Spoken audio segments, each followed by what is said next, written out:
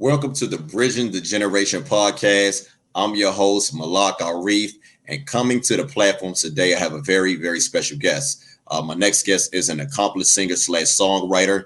He's also a multi-platinum recording artist with hits such as If I Ever Fall in Love, Comforter, Baby I'm Yours, Come With Me. And it's an honor and pleasure to bring to you to the Bridging the Generation podcast, a member of one of my favorite 90s R&B groups, Dr. Garfield Bright of the group Shai. Let's go.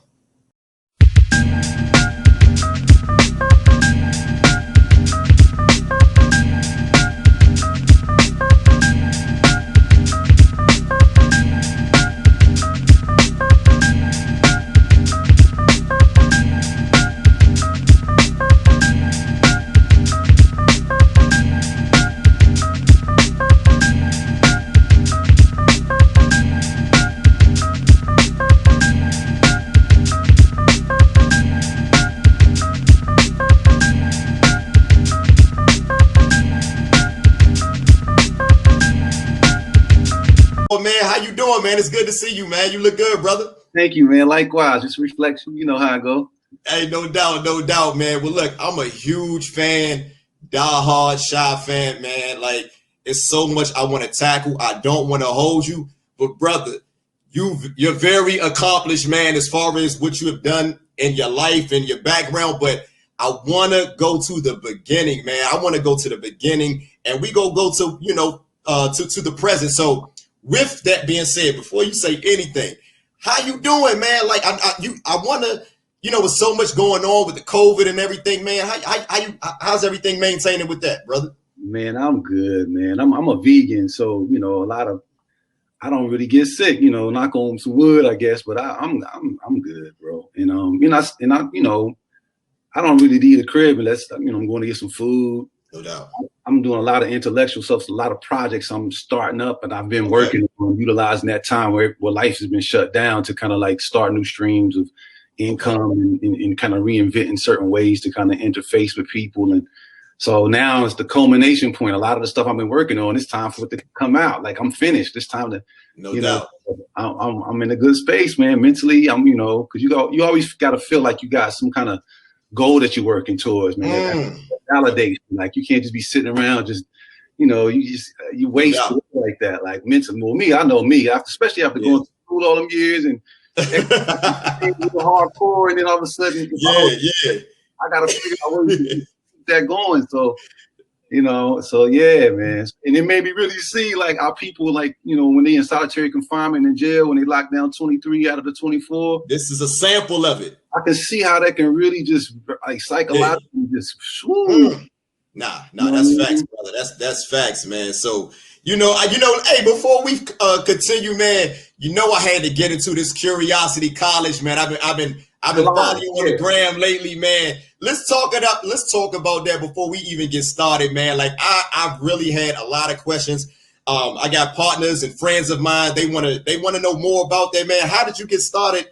What inspires you, man, to start giving these little, making these videos, man? I think it's really dope. Talk a little bit about that, brother. Well, it's Curiosity Collage. And Collage. I apologize. Yeah. But no, it has an educational slant, so that's a play on words. I like that. I'm a word dude. I like that. No doubt. That's dope. I didn't even think of that, but I like that. Yeah. But no, it just came out of like even in an academic sense, we're taken away from using our imagination and dreaming. And there's certain authors who I found I saw myself in. Robin D.G. Kelly and Zeus Lee. We talk about imagination and dreaming as a part of an academic trajectory. And I was like, oh, that's ill that they're trying to affect in the academic sense. And me as a child, there's so many questions that I used to have that were just never answered that I prefer to adult authority because I'm the kid. I'm like, well, they doing it. I guess it's, and so many times we've done that we forgot about how many times we've done that and established these baselines of our identity that we built on top of that were never vetted, that were never truly resonated with us. We just, because it was like, okay, we just said, okay, and we tucked it away. And I'm like, nah, I'm doubling back on that. And I feel like people probably feel the way I feel, and it might spark some things in certain people who have done that even with other subject matters that they might revisit just because I'm doing it. And then the things that I'm doing, it might spark something in them. Like, I don't know how many people really thought about the days of the week like that. Like, and I'm popping one tonight. It comes out at 8 o'clock. The word. Hey, but are these like, like, are they pre-recorded or you do them live? Because I don't want to miss it, man. Because I've been watching them for the past couple of weeks, and I think it's real dope, man. But go ahead. I didn't do it live. I thought about it, but I wanted to really, really, really like get my thoughts out and get it, because it's only 10 on IGTV. You only get 10 minutes, so I wanted to be I wanted to be precise in what I say and have that window being well represented by the content. So I'm pre-recording, but I think I'm gonna have a kind of like not a rebuttal because I don't want to create that interview, but I think I'm gonna have a space in between every maybe 4 episodes, right? Where I'm gonna open it up, go live, and be like, anybody got any questions on that kind of thing. So I think based on what you're saying, I'm gonna do that, and I'll let you know. I'll alert you. Yeah, I want to tune in, man, because I look at a lot of times I look at the comments, man, and people are very interested, man. When you talk, man, you have a presence, you have this aura about yourself, man, where people gravitate to you, not just because of who you are as an artist, but because you have this intangible about, that people just, thank you, bro. It's that what they call it, the je ne sais quoi. Speak that French, bro. Speak that French. Yeah, man. So again, man, my platform, this is how we do on this platform, man. It's bridging the generations, man. What I do is like, I'm trying to bridge the gap between, I don't like to say the old to the new, because to me, brother, looking at you, you definitely not old. Well, thank you, man. I'm 51 years old. You're not 51. Stop it. You're not 51, brother. Yeah, I'm 51, man. Yo, that's crazy, man. How you feel, though? I don't feel 51. Like, what I thought it was going to be before I got here years ago is not what I feel like now that I'm in it. Man, but thank God, brother. That makes me feel good. I'm in my 40s, man. So, man, you're a spring chicken, veteran. So, yeah, like I was saying, brother, man, what I do, man, is I try to bridge the gap, man, bridge the generation between the past and the present, man. And, I think artists like yourself, man, me being a diehard fan of yours, vividly remembering when you guys came out. I want the younger generation, man. We got to put some respect on cats like your name, man. And I know, there's other platforms that's out there, but this is the only platform I feel that's my agenda. That's what's up, man. To bridge the gap. I make it my duty and my mission, man. I don't want nobody to forget. Not that they are, because brother, look, got the CDs and they're like, come on, yeah. So we, what I'm saying, like, nah, we not playing no games over here. I don't even have those. Yo, you lying? Stop. Every time I get a CD or something, one, I don't have anything to play it on because it's outmoded. But I'm gonna send these to you, man. I got like copies, brother. Man. You send them to me, I'm gonna sign them or something, send them back to you. Because word. I'll definitely word. Yes, sir, for sure. Brother, say less, man. So you know what I mean? That's dope. Hey, man. Hey, I appreciate. I got some vinyl for you too. I got some vinyl that's too. Even doper right there. Yeah. That's in the closet. I ain't want to flex too hard. Wow. The only vinyl I have is when we got our platinum flax, and that's painted with the little platinum on it. So that's not real platinum. Of course not. It can't. Inside that case look like they just painted platinum. I wish they're not heavy enough to be real platinum. Yeah, brother. That's I had to ask, man. Symbolic, bro. Symbolic, man. No doubt. So look, man, let's get started, brother. Brother Garfield, man. So look, I want to go back to the beginning, man. Where exactly are you from, brother? Okay, so I'm a mutt. I was born in Nashville, Tennessee, in Meharry Hospital, Davidson County, for people who know that. But I didn't live there like long. As soon as I was born, my parents moved to Knoxville, and I was living in this real like rural country area. I'm a country called Raccoon Village, and it was like this dope neighborhood, man. It was almost like one of them neighborhoods that you would like people might write movie scripts. Like, no doubt, that's crazy. Like 60 families, but we all knew each other, and it was just like all the kids. We had fights. We played together. We did, the whole coming of age stuff. We ran miles to the nearest store together. We got chased by dogs. We went up in apple trees and ate the old man's apples and ate the green ones. So we had the runs. We did all that together, right? And then I moved to Montgomery, Alabama from there at age 6. And my dad and mom lived there. They worked for Alabama State University.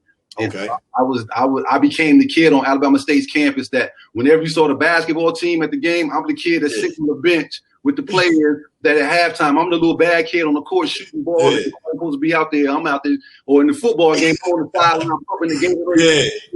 You know, and I was that kid in the college. Oh, but I actually went to the classes and stuff too because my mom was actually in school. So I was going to the classes at night and sitting in the, you know, so I knew I was going to end up going to college just because, you know, and then my first through third grade was actually a early childhood education program that was on the campus. So I went to the early childhood center. And it was crazy because that school produced like this uncanny amount of PhDs and stuff. And just with all these black kids. But when you look back at them now, it's like 30 or 40% of those kids became like doctors and, you know, mayors, and like Mayor Stephen Reed from Montgomery. He came from that school. Like all of our I learned about the concept of Kwanzaa from that school because it was a young lady named Kwanzaa. Right. So in first grade, for show and tell, she presented her name. So I knew about Kwanzaa way before my peers. You know, when I got to Howard, everybody learned. I was like, oh, Kwanzaa? You didn't know about that. That's old news. And then from there, I moved to Atlanta for a brief moment. My dad, my parents got a divorce. I moved my dad to Atlanta. And then he got promoted in the National Education Association to Boston. And that's when I moved with him to Beantown, right during my 8th grade year. Okay. When I came of age, you know, I was young in school because I could read early. So I was like 12 when I moved to Boston. Okay. And I was there all the way through college. Like, so that became like the bulk of, like I stayed there longer than any other place, but I'm from all those places to get to there. So I always just say I'm from Boston, but I'm really from like Tennessee, Alabama, Atlanta, and then You spent what they would call it. That you spent your formative years in Boston. Yes, sir. So you know what I'm saying. So look, because I remember when you guys came out, like everybody was saying you guys from Washington D.C. man. Well, Howard, you know, Howard. All of us we met at Howard. Yeah, I know. You see, I'm representing that's my city, man. So we really was like really trying to hold on to y'all. Because we thought y'all was from DC, man, and you know later on it comes DC, out. Man. That's like I still say that, you know, because even though I'm from Boston, like you go to college at 17 years old, you still a baby. My 17-year-olds through 21-year-old life, like I got married, I was in the Nation. It was a lot of stuff that I did while I was in DC. I played ball. I used to go to the play ball 17th and P and stuff like that. We used to ball out. So you remember when Jay Walker was there? Yeah, Jay Walker was my boy. Yo, where's Jay Walker at, man? The last time I seen him was in Reston, Virginia, man. Reston, Virginia, right back in 2001. I was living in Reston too, but I remember, that's crazy that you mentioned him. We used to ball. Yeah, that's crazy that you mentioned him. Jay Walker, man. That was dope, man. He was dope. He could ball. He was a dope dude. Like that brother was all right, man. So but nah, so look, so let's go back a little bit, man. Let's go back a little bit. Now, you know, you have a very amazing talent, man. Like I said, man, you have like I said, man, the intangibles, man. You always like just seeing you on stage, man. I always noted like something about this brother, man. And I ain't gonna really go into details, but something about you always stood out. So being a young kid, man, what was, you know, what influenced you or what inspired you to really get into music? You know, when did you realize like I am good at singing? This is crazy to tell this story. It's ridiculous how it's happening. Hey, the fans want to know. The fans, especially the ladies, man, they want to know this one, man. Well, it was the lady. Well, okay, so early on, like I didn't grow up in a traditional like gospel kind of like household, like a lot of people in R&B. I learned about gospel music like after when I got to Howard and heard Jodeci singing like commission kind of riffs. That's when I started learning about it. But for me, my dad, commission, man, like I really wasn't a gospel dude. Yeah. When I heard that brother sing, that was my guy. Like that guy is dope, to me. No, hold on. Time. Which one you said? Which brother? You Fred Hammond from Commission. Oh, Fred because he used to be him and Marvin Sapp. Yup, he's dope too. But all of them were dope actually. But then his story, something about that guy, man. Yeah. Like, wait in the midnight hour. That used to be like that wait. But what happened? Go ahead, brother. Go ahead. When I was young, my dad the household was full of jazz. Like I'm a jazz. I come from and not like Kenny G, that type of stuff. I mean straight ahead, like real stuff like John Coltrane, of course, Miles. Those are the cliches, but Ahmad Jamal, and then you got like Johnny Hartman and Sarah Vaughan and Carmen McRae and all these kind of people and stuff. You know, I was really into jazz music, and those kind of melodies really did it for me, and minor keys and stuff. So because I couldn't hear, and because of that, the people who I gravitated to in R&B were kind of like Stevie Wonder is my favorite artist of all time. Like, but it's the big three. Like I made them the big three. Same here. I want to hear your. I hate to interject, brother. I really don't like to do this, but you struck a nerve when you say Stevie. That's my favorite artist. So I want to hear your big three. And can I have permission to give you my big three? I want to see. For sure. Yeah, I want to hear Dr. Garfield Bright. Well, my soul music big three was Stevie is just a cut above everybody, just like a slither above everybody else. But then I got Donnie and Marvin right there, like right up under, like right there. Like those three, some about their songs and their arrangements. I got to see Donnie Hathaway at Alabama State when I was a little boy, and I remember his sound check was like an hour long. During the time that he was supposed to be performing, he got there and felt like he wasn't set up right. He made people just sit there and wait for him to sound, but his sound check was off the chain. It was doper than the show. And then he, so the way he grabbed me, but all of their arrangements and their harmonies are all different. Like the notes, even Layla, like the notes when she does runs or renditions of other people, the notes that she lands on to express that, like she'll just do a Sade song and go somewhere. So those three and Stevie's harmonies, Marvin's harmonies, they were different than anybody else's. Like how Prince had his own harmonies, like his notes and his harmonies. Talk about it, man. Hey, you going into the intricacies. Let's go. Let's go. Come on. That used to hit me hard. Like I used to swim through that just as a kid, just take that in. And I was fascinated by the concept of harmony. So anything that came on the radio, I wanted to see if I can create a harmonic note with it and carry out progression. And I used to be frustrated when I couldn't do it. And I didn't know that I was pledging myself for when I would later go to this group called Shai, because I never aspired to sing. So when I got in high school, and I had a habit of like when I couldn't hear someone on the radio, I would hum it or sing it to myself just because I wanted to hear it so bad. And then one time a female, a young lady, happened to, that I had a crush on, happened to just hear me, and I wasn't even trying to impress her. It was like an autonomic nerve. I just was singing something, and she was like, "You got a nice voice." And I was like, "What? You know what I'm saying? Let me find out what you think I can sing." You know what I mean? So based on that feedback, I just kept at it. Like, well, a couple girls think I can sing. You know what I'm saying? Because my parents, and I kind of stuck with it. And then in the jazz piece, like as a jazz, like the jazz vocals, really like I could hit certain jazz things way doper than I could gospel influence stuff, because I'm not like a power gospel-y out, with the crazy runs and more tone based and just certain nuances and stuff like that to accentuate my sensibilities. And the Johnny Hartman in the jazz genre, Johnny Hartman and Sarah Vaughan are my two top of the line. And so that's who I looked at and studied and everything. And of course, like Minnie Riperton and people like that who you hear about, hear the crazy octave range, like Tribe Called Quest, like sample their voice and then so that and they kept it a whole song. Yeah, she had that 8 octave. It's crazy, so beautiful. 8, that's crazy. Man. She could damn near crack glasses. I'm sure she could, But but it's big ups to a lot of the vocalists, like the Patties of the world and the Reasons in front on any of those like so-called diva type artists, they could blow. Right. But just from my sensibilities, those chords and those like melody patterns of Steve and Marvin, every time I hear it, it just takes me to another place. Like I don't care how old it is, and the writing skills and stuff like that. Yeah. Hey, I got the right one tonight. Hey, ladies, I got the right one tonight. We about to go with CC. This is what I'm talking about. This is why you're here, brother. Because again, when we talk about vocalists, man, one thing I always notice about you, brother, you had a very distinctive tone.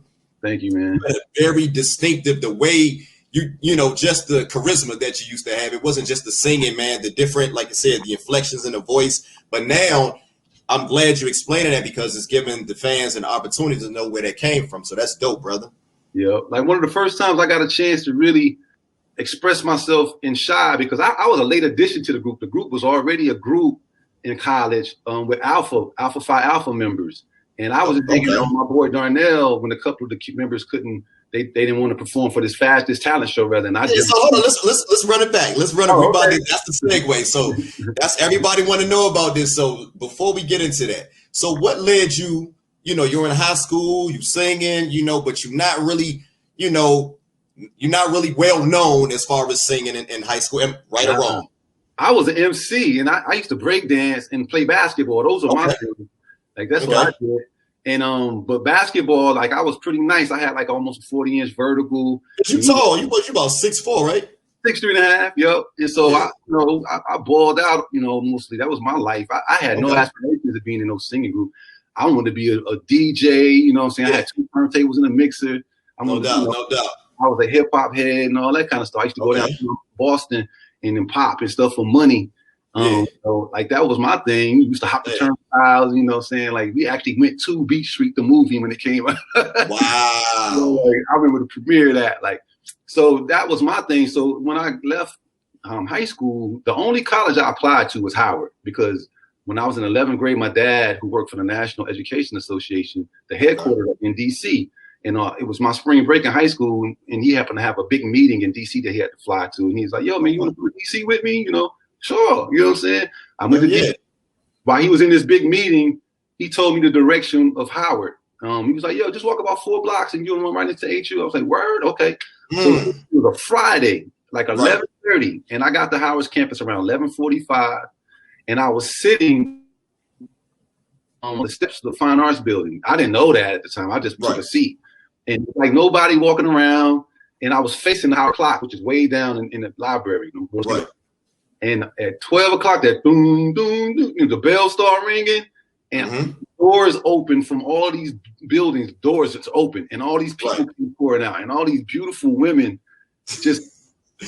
Hey, I definitely know about that. Go ahead. 11th grade, looking at this site, like, yo, what in the hell is this? And, I walked back to the office to my pops. I was like, "Yo, Dad, I'm going to Howard, man. Word up, I'm going to Howard." He was like, "But yo, you got these basketball offers in these other places." And I was like, "I don't care, man." And so let me stop you for a second. So prior to you visiting the campus, when you was getting these basketball offers, were any of them like HBCU schools? What type of schools were you getting accepted to? Yep. I had like a look at Virginia State, the Trojans, but a lot of the stuff was close to, like, I think UMass Amherst had wrote me this a letter of they were looking at me. UMass Boston, and like our rival high school was this Patrick Ewing's high school, Cambridge Ridge with Coach Jarvis, who ended up coaching BU. He like I did some work in the AAU. Mike Jarvis, he's was GW too. Yep. Yeah. So he was checking me out and stuff. Like a lot of different people had their eye on me. They saw me in the AAU, and I did my thing. And so I was thinking, there was a lot of Division II schools around here that was Stonehill, some good ones. But and I didn't want to go to any of those. I didn't even want to be in Massachusetts after high school. Like I'm tired of shoveling snow and falling through the black ice and all that, man. But look, hey, Garfields, how like when I think of Boston, of course we think of like the Irish community, but me being growing up off a New Edition, that's what I think of. So were you near like Roxbury? I wasn't. Well, Brockton is not downtown Boston. Brockton is outside of Boston, but it's notorious. Like people from Boston know about Brockton. But I used to go, like, Roxbury's on the Orange Line, and they used to have this thing called the Kite Festival in Franklin Park. I used to always go down. People get their chain snatched. I didn't care. I used to love the Kite Festival. But they had this boys club right off Dudley right there, the Roxbury Boys Club down there. And you could see Bobby Brown always like up by the Orange Line. Michael Bivens would be in that boys club sometimes. I was just about to ask it because I know Michael Bivens swear he can hoop, man. Could he hoop? I'm gonna ask you. Could Michael Bivens really hoop? Real on Michael Bivens, man. Okay, so a lot of my members on my basketball team at the time, they had this big tournament called the Boston Shootout, and it was a collection of like teams from all different parts of the country that had a team. They would come to Boston, like from high school teams, and they would compete in a tournament, like almost like a McDonald's All-American kind of talent wise. But Michael Bivins literally made that team coming from Boston. Like we're all blue chip basketball dudes from high school. Mike Bivins was so nice with his handles and his passes, and he had a funny looking shot. I'll tell you that, but it didn't matter because he was so quick on his feet, great vision. His handles was banana, like Kyrie Irving type game, like Mike Bivins. So for the record, it's safe to say that Michael Bivins was a problem on that basketball court. He was a problem. He was so short and all that, but it didn't. He could have went D1. Put it like that. He would have been in the D. If he didn't do the new edition thing, he could have played D1 basketball. That's crazy. Major D1 college. He could have been one of them. He was nice, man. He was nice. Point guard. That's what's up. Yeah. That new edition, you know. So you know, I used to always go down the rocks, you know, Nubian Notion, you know, different things down. I used to always go down there, but I used to go down there and pop and break, properly and stuff like that. And a lot of the heads, we would go battle everywhere. We would go to Jamaica Plain, you know, Chelsea, where all the Puerto Ricans were. They used to think I was. I know about Chelsea. Yo, Chelsea. This dude named Mystic was the first time I lost a battle. He had these dope, thick with his little. He had this cube style that he used to just. He was nasty. Yeah. That's funny. That's funny that you talk about that, man, because I was just watching Wild Style, man, like 2 days ago. I think I haven't seen that movie probably since the mid-90s. Favorite. Yo, wow. Yeah. A little story, you know, they had the little, that was crazy. We're gonna go to amphitheater tonight, rock. Go Crush. Go Crush, right? Go Crush. Yeah, look, bro. Hey, no, I'm not even gonna get that's a class. Oh, this book right here is like so dope about the official, you know, story of hip hop. It's thick, but it's comprehensive. Dan Charnas, and it's everything is, you know. I just use it to inform this article I just kind of wrote for this. I'm doing some. I'm gonna be doing some work with this brother from Texas A&M. With their race and equity center and stuff like that, my quality side, but it revolves around hip hop and like what the social statements that hip hop is going through and makes and stuff like that, and shift them. There are a lot of shifts in terms of the philosophy undergirding, and I just finished penning it right before this call, so it's fresh. But I forgot the story. You talk about. I want to know like what led you. You know what I'm saying, like. Oh, the Howard. You know, going to Howard. Like you said you was up. You visited campus and you see the fine girls, but you telling me that was pretty much it. Because like what you know, knowing what you have accomplished since then, what type of student that you were, man, and what were you going to Howard for, or what were you planning on majoring when you was going what were you planning on majoring as far as, you know, going to college? Yeah, so my family, my mom and my dad, not only are they educators, but they were always politically connected. And so when I went to Howard, I originally went there to be I majored in chemistry when I first got there because my dad was telling me that what I wanted to major in, which is political science, I couldn't make no money. But that's who I was. So I tried. It's one of them titles that sound nice. Yeah, but I didn't have an aptitude for chemistry in that way. That wasn't my thing. I'm an artist, so it was hard for me to conform to doing like equations and getting the exact same answer that everybody else gets and then plugging that in. That style was no freedom in that style. It was just too exact. I needed to be able to manipulate words and paint a picture. And so writing was my forte. I needed to be able to express my ideas and concepts. So I got to Howard. I did the pre-freshman pre-med program. And then it led me to the chemistry thing. But at the summer of my freshman year, my mom got me an internship on Capitol Hill. For the Senate Judiciary Committee, Howard Heflin. And I was an intern making a little dough, you know, in the summertime down there, sitting with the Congressional Black Caucus and getting to know those ropes. They were grooming me to be this politician type dude. And, you know, I was fascinated with the science of how it works, but truthfully, I had no desire to be in politics because I saw from the inside that it was a bunch of lawyers that generally didn't get along, and a lot of it was corrupt. And I couldn't see myself being that way, right? I couldn't do that. But while on Howard, there were so many organizations that were based on like intellectual kind of like prowess, but then from an activist standpoint, and that appealed to me. And I openly joined this group called Black Neoforce. Matter of fact, the mayor of Newark, New Jersey right now, Raz Baraka, was the head of that organization. And he's used to be in the group, the hip hop group, wasn't he? Yeah, he started him and a lot of he went into his brother Mitty was on one step beyond. That was signed with Puffy right when he had Biggie and Craig Mack. They was like the okay. third. I was about to say, I know he got some type of affiliation with like. Oh, but he was on here. He was on the Fugees album. He did a couple of the skits. Like you'll hear his voice. Yeah, Raz is man. Yeah. Dope. His dad was Amir Baraka, formerly known as Leroy Jones. Now I know him. That's his pops. Like he comes from a tradition. He's a natural born leader, man. Brother is dope. And so he was like the head of the organization we were in. It was called Black NIA Force. And NIA, of course, and Force is Freedom Organization for Racial and Cultural Enlightenment. And, you know, force equals mass times acceleration. And we wanted to be the force to accelerate the masses. We had that whole thing. And we were kind of like a paramilitary, like Black Panther-esque looking organization. Yeah. We worked out on weekends. We went into the community and like posted up and fed homeless. We volunteered at Independent Black Shoelace. We about their life. And when at a certain point in time, they tried to put Lee Atwater, who was a Ku Klux Klan member, on a board of trustees at Howard. And we spearheaded we spearheaded the takeover of the A building. And we occupied the A building. It was our organization who did that. And that was just, all of those moments were just so like they made me, my sensibilities, you know, what I became. I had that sensibility coming into the industry. That's why we named our album Blackface, because we were trying to twist that narrative from that Al Jolson kind of thing to make him what it was supposed to be in the first place. And so, you know, I got a lot of flack for that. That's probably why we got sabotaged as a group by our label and stuff. Because hold on, slow down, slow. Oh, you're moving a little too fast, Garfield.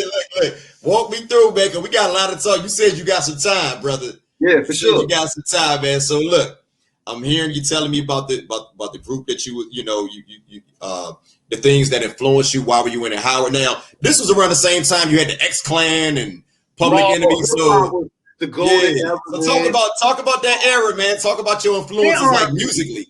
Okay, so we get to Howard, bro, and musically. That's what I'm talking about. Like the permeating the atmosphere was like Rakim Allah. You got Big Daddy King, ain't no. Then you got Public Enemy with It Takes a Nation of Millions. You know, 1980. Then you got the movies by Spike Lee featuring like that. You know, and all the stuff that he had out at the time. And then you got like a Brand Nubian, Sadat X, and you got like J. Rue the Damages. You know, you got all the like the Wise Intelligent from Poor Righteous. Poor Righteous. I was just about to say, you can't forget Poor Righteous Teachers. Then you got the Native Tongue family, of course. Native Tongue, and the De La movement popping up, and then you got like stuff like in R&B, like Soul to Soul, that's steady. All that Karen Wheeler, man. Karen Wheeler. You got a young Mary J. Blige with Grand Poobah with what's the 411 hun and all that. Just like everywhere you stepped, you know, Terminator X, and then you know Eric B. I came through the door, and then you got Dougie Fresh and Slick Rick popping. Slick Rick the ruler. But hold on, I gotta stop you for a second, man, because as we, you know, the fans, man, they as they watching this, once they watch this, they're gonna be like, hold up. Is this the same brother that was singing all them sultry love songs, all them soothing, like you? So you was really influenced by hip hop, because other than, you know, that maybe a couple of songs on that first Shy album, man, we never really knew that about you, man. So well, just to live in that time, I think to live in that time, no matter what your walk of life was, hip hop was so vibrational and so resonant as a part of what was now. We finally had a youth culture, because that time, see, now it's in the atmosphere. But back then, not only was there no videos on a regular basis on TV, radio was barely playing hip hop. It just started. I'm old enough to remember that. I be telling like my children, like there was a time I can remember where you would hear Atlantic Star, Jeffrey Osborne, Gladys Knight and the Pips, and then you would hear LL Cool. You would hear like one for every 15, 10 rhythm and blues songs, you get one hip hop song. Like as a shorty, we grew up listening to our parents' music, which wasn't bad, because Earth, Wind and Fire, like it was some of the dopest music ever. I wasn't mad, but hip hop created a youth space, an actual youth culture where we had our music. And then to get to Howard at 17, and that music is permeating the space. Not to mention we're in DC, so on every street corner you hear the go-go, man. You're that go-go. Hey, hold on. See, now we talking. Now You know, this is my city. So what was some of the spots you remember? You remember the chapter 3? Chapter 3, I was up in chapter 3, bro, all the way live. I was up in chapter 3. When Fat Rodney used to be up there? Yep, and I didn't even realize how dangerous it was. And nothing. Like, I was just up in there like, yo, you know, and ain't nobody sweat me. You know, my business, man, I was there to have a good time. I knew how to manage myself. Like, like Boston is a rough city. If you can come out of Boston and know how to conduct yourself in spaces, it's great. So even though I'm light-skinned, curly-haired dude and all that, I know how to, you know, I was all right. So, and you know, ain't nothing sweet either. So, you know, if it came down to it, but I ain't no thug. I ain't trying. No, I get you. You gonna handle yours. So, and then most schools in DC, I felt was like that. So we were all good. You know what I mean? But chapter 3 was then, you know, then we had like little low key places. Like there was this place called the Wuss that I went to. Then there was this it was a Jamaican spot I used to go to all the time. I can't remember the name of it. Kilimanjaro? Yeah, Kilimanjaro. Like Kilimanjaro. And then, you know, later on they got Banana Republic. Banana Republic, Republic Gardens. And then, you know, they got what was the big, huge club. It had 3 floors and different. That was Love. That it was, they call it Love, and then they went. That was one of it. And so all that, you know, that's where you know, that was the cipher right there. And then of course all the campus situations, stuff like that, parties on campus. Puffy was there, so he was throwing parties with Derek Angeletti, who became the mad rapper D-Dot.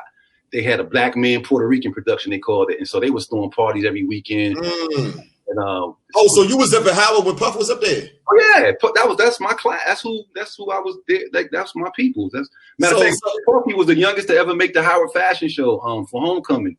He auditioned and ended up making it when we were like at the end of our freshman year. You know, usually they pick people older who are more filled out and stuff like that. But we was young.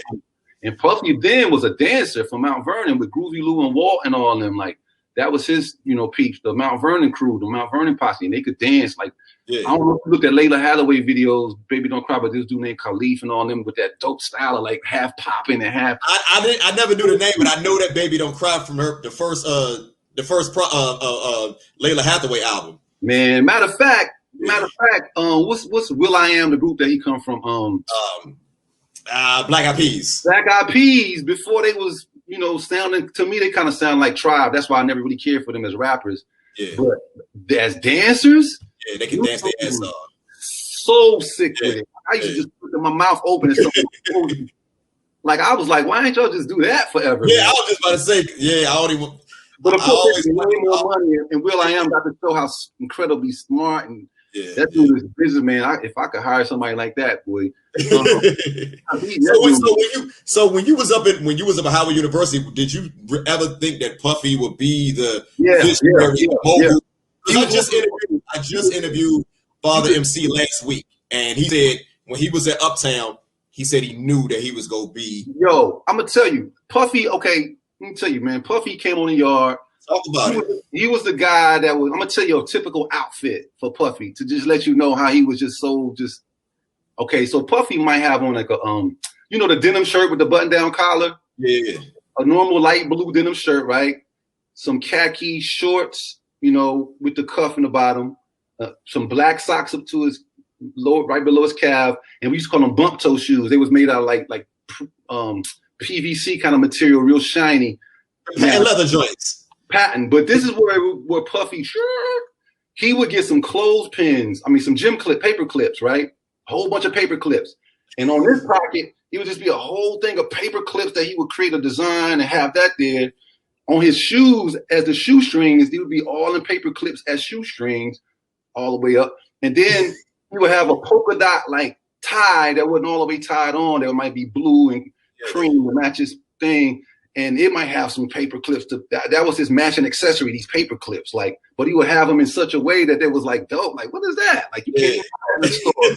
And he would be walking around, and nobody would have his style. Like, he was just, and then his mouthpiece, he could talk his way through anything. Like, and he was the man. Like, he was throwing parties. He invented schemes. Like, put it like this: at the end of the semester, when it was time for everybody to go home, everybody taking cabs to the train station, to the airport. Puffy was the dude that was like some shorty, whatever. He'd talk him into letting him use her credit card. He'll rent maybe like 5 or 6 10-passenger vans. He'll price how much the cab would cost to get to the airport, and he'll probably drop the price maybe $3-4 lower than that. He'll get maybe a crew of dudes to drive, promising to pay them maybe like $100. I don't know what. Yeah. And he would be creating his own shuttle service for people going to the airport from Howard, make crazy bank, pay everybody, pay the girl back, and be sitting on dough. And then throw a party where he will oversell pretty much the, like it would be capacity of 100 people, like a venue, St. Augustine Church or something like that. They held like 200 people. He would sell like 800 tickets. And all along, it would be a long line and at the joint, making people think like, yo, this is the spot to be. And people got a long line. Yeah. Make all that money. Like, I ain't never seen somebody that was so good at coming up with a gimmick every single time that worked. One good one in their lifetime. Puffy just generated them joints, and it was always he was batting them out the park. Man, so you knew way back then that this dude, he's something. I don't know what, but he gonna be like somewhere at the top of something. Yeah, I knew that immediately. Like, of course. Yeah, because talking to Father MC, man, he told me the same thing. He said when he used to be around Uptown, I mean, he said, man, he was pretty much running Uptown, like the whole Jodeci look, the whole Mary J. Blige image. That comes from even his first project, Like the signs, like the picket signs for a marketing campaign. This dude thought to come out with like from the civil rights movement, how they had the picket signs. He thought of that, like for marketing an album, came out with his people with picket. His street team had picket signs, causing attention to the album. People's like, what's going on over there? And it's this album he promoting with that. Like, it's people like the shock value that just stuck with people. They were, I'm gonna go buy this. You know what I'm saying? Yo, that's crazy. He was dope. So look, man, let's fast forward a little bit, man. So here we are, man. You in Howard. You in this group, man, and you guys got all these ideas, and you're influenced by what's going on around you. But you still singing, man. So when did you realize, man, that you want to take this thing a step further as far as a singer? Which basically, how did you guys come together as a group? How did you meet Donnell and all the brothers, man? How did you guys all come together and create the group? This is crazy. Okay, so I ran for Howard University student body president, and I was liberal arts vice president, the Black Neoforce deployed us. And I was in the Nation at the time. I had joined the Nation when I was at Howard, and I was married. You mean the Nation is or the 5%? Or the Nation of Islam, but but I was cool with like C Knowledge from the Diggable Planets. He was at Howard. I was cool with a lot of the 5%ers because a lot of our lessons is the same lessons. The Supreme is the same, the same lesson. We all know the actual and solar facts. So we could build on that, even though. So it was the same in a lot of ways. So I was there, but coming up, I had so much responsibility at the time. We were taking over housing projects in DC without weapons, and we just had to, on the call outs at 1 o'clock in the morning to show force. Hold up, time out. So you was with the Guardian Angels that used to be? No, FOI. We was with the FOI. Okay. We wasn't Guardian Angels. The FOI was doing that. We was No. You know what? I stand corrected. New York, the Guardian Angels was doing that. No. That's on me. I do remember the FOI being up around. Like, Atlantic Guardians, Atlantic, terrorists, Paradise, Mayfair, you remember Mayfair Paradise, man? Doing patrols at 1 and 2 in the morning with one guy talking about, stop selling drugs. I remember that, hold on, we gotta stop for a second, brother, because I thought y'all was crazy, man. I used to see that. Because I had peoples that used to stay around Eastgate and Mayfair and hear about the stuff on the news. Tell me about that experience, man. Talk about that a little bit. A lot of people don't know that part of me, but that really made me like who I ended up becoming internally in terms of not only my consciousness, but belief in the mental game you got to be on to be able to do that, to believe that you're gonna be all right. Because we didn't have no weapons, and we was halting the drug game at the height of the crack era. Yes, in DC. In DC, where it goes down. Yes. All these cats, they wasn't playing at all. It was not a game. And so, we would have issues a lot, man. It was the murder capital of the world at that time.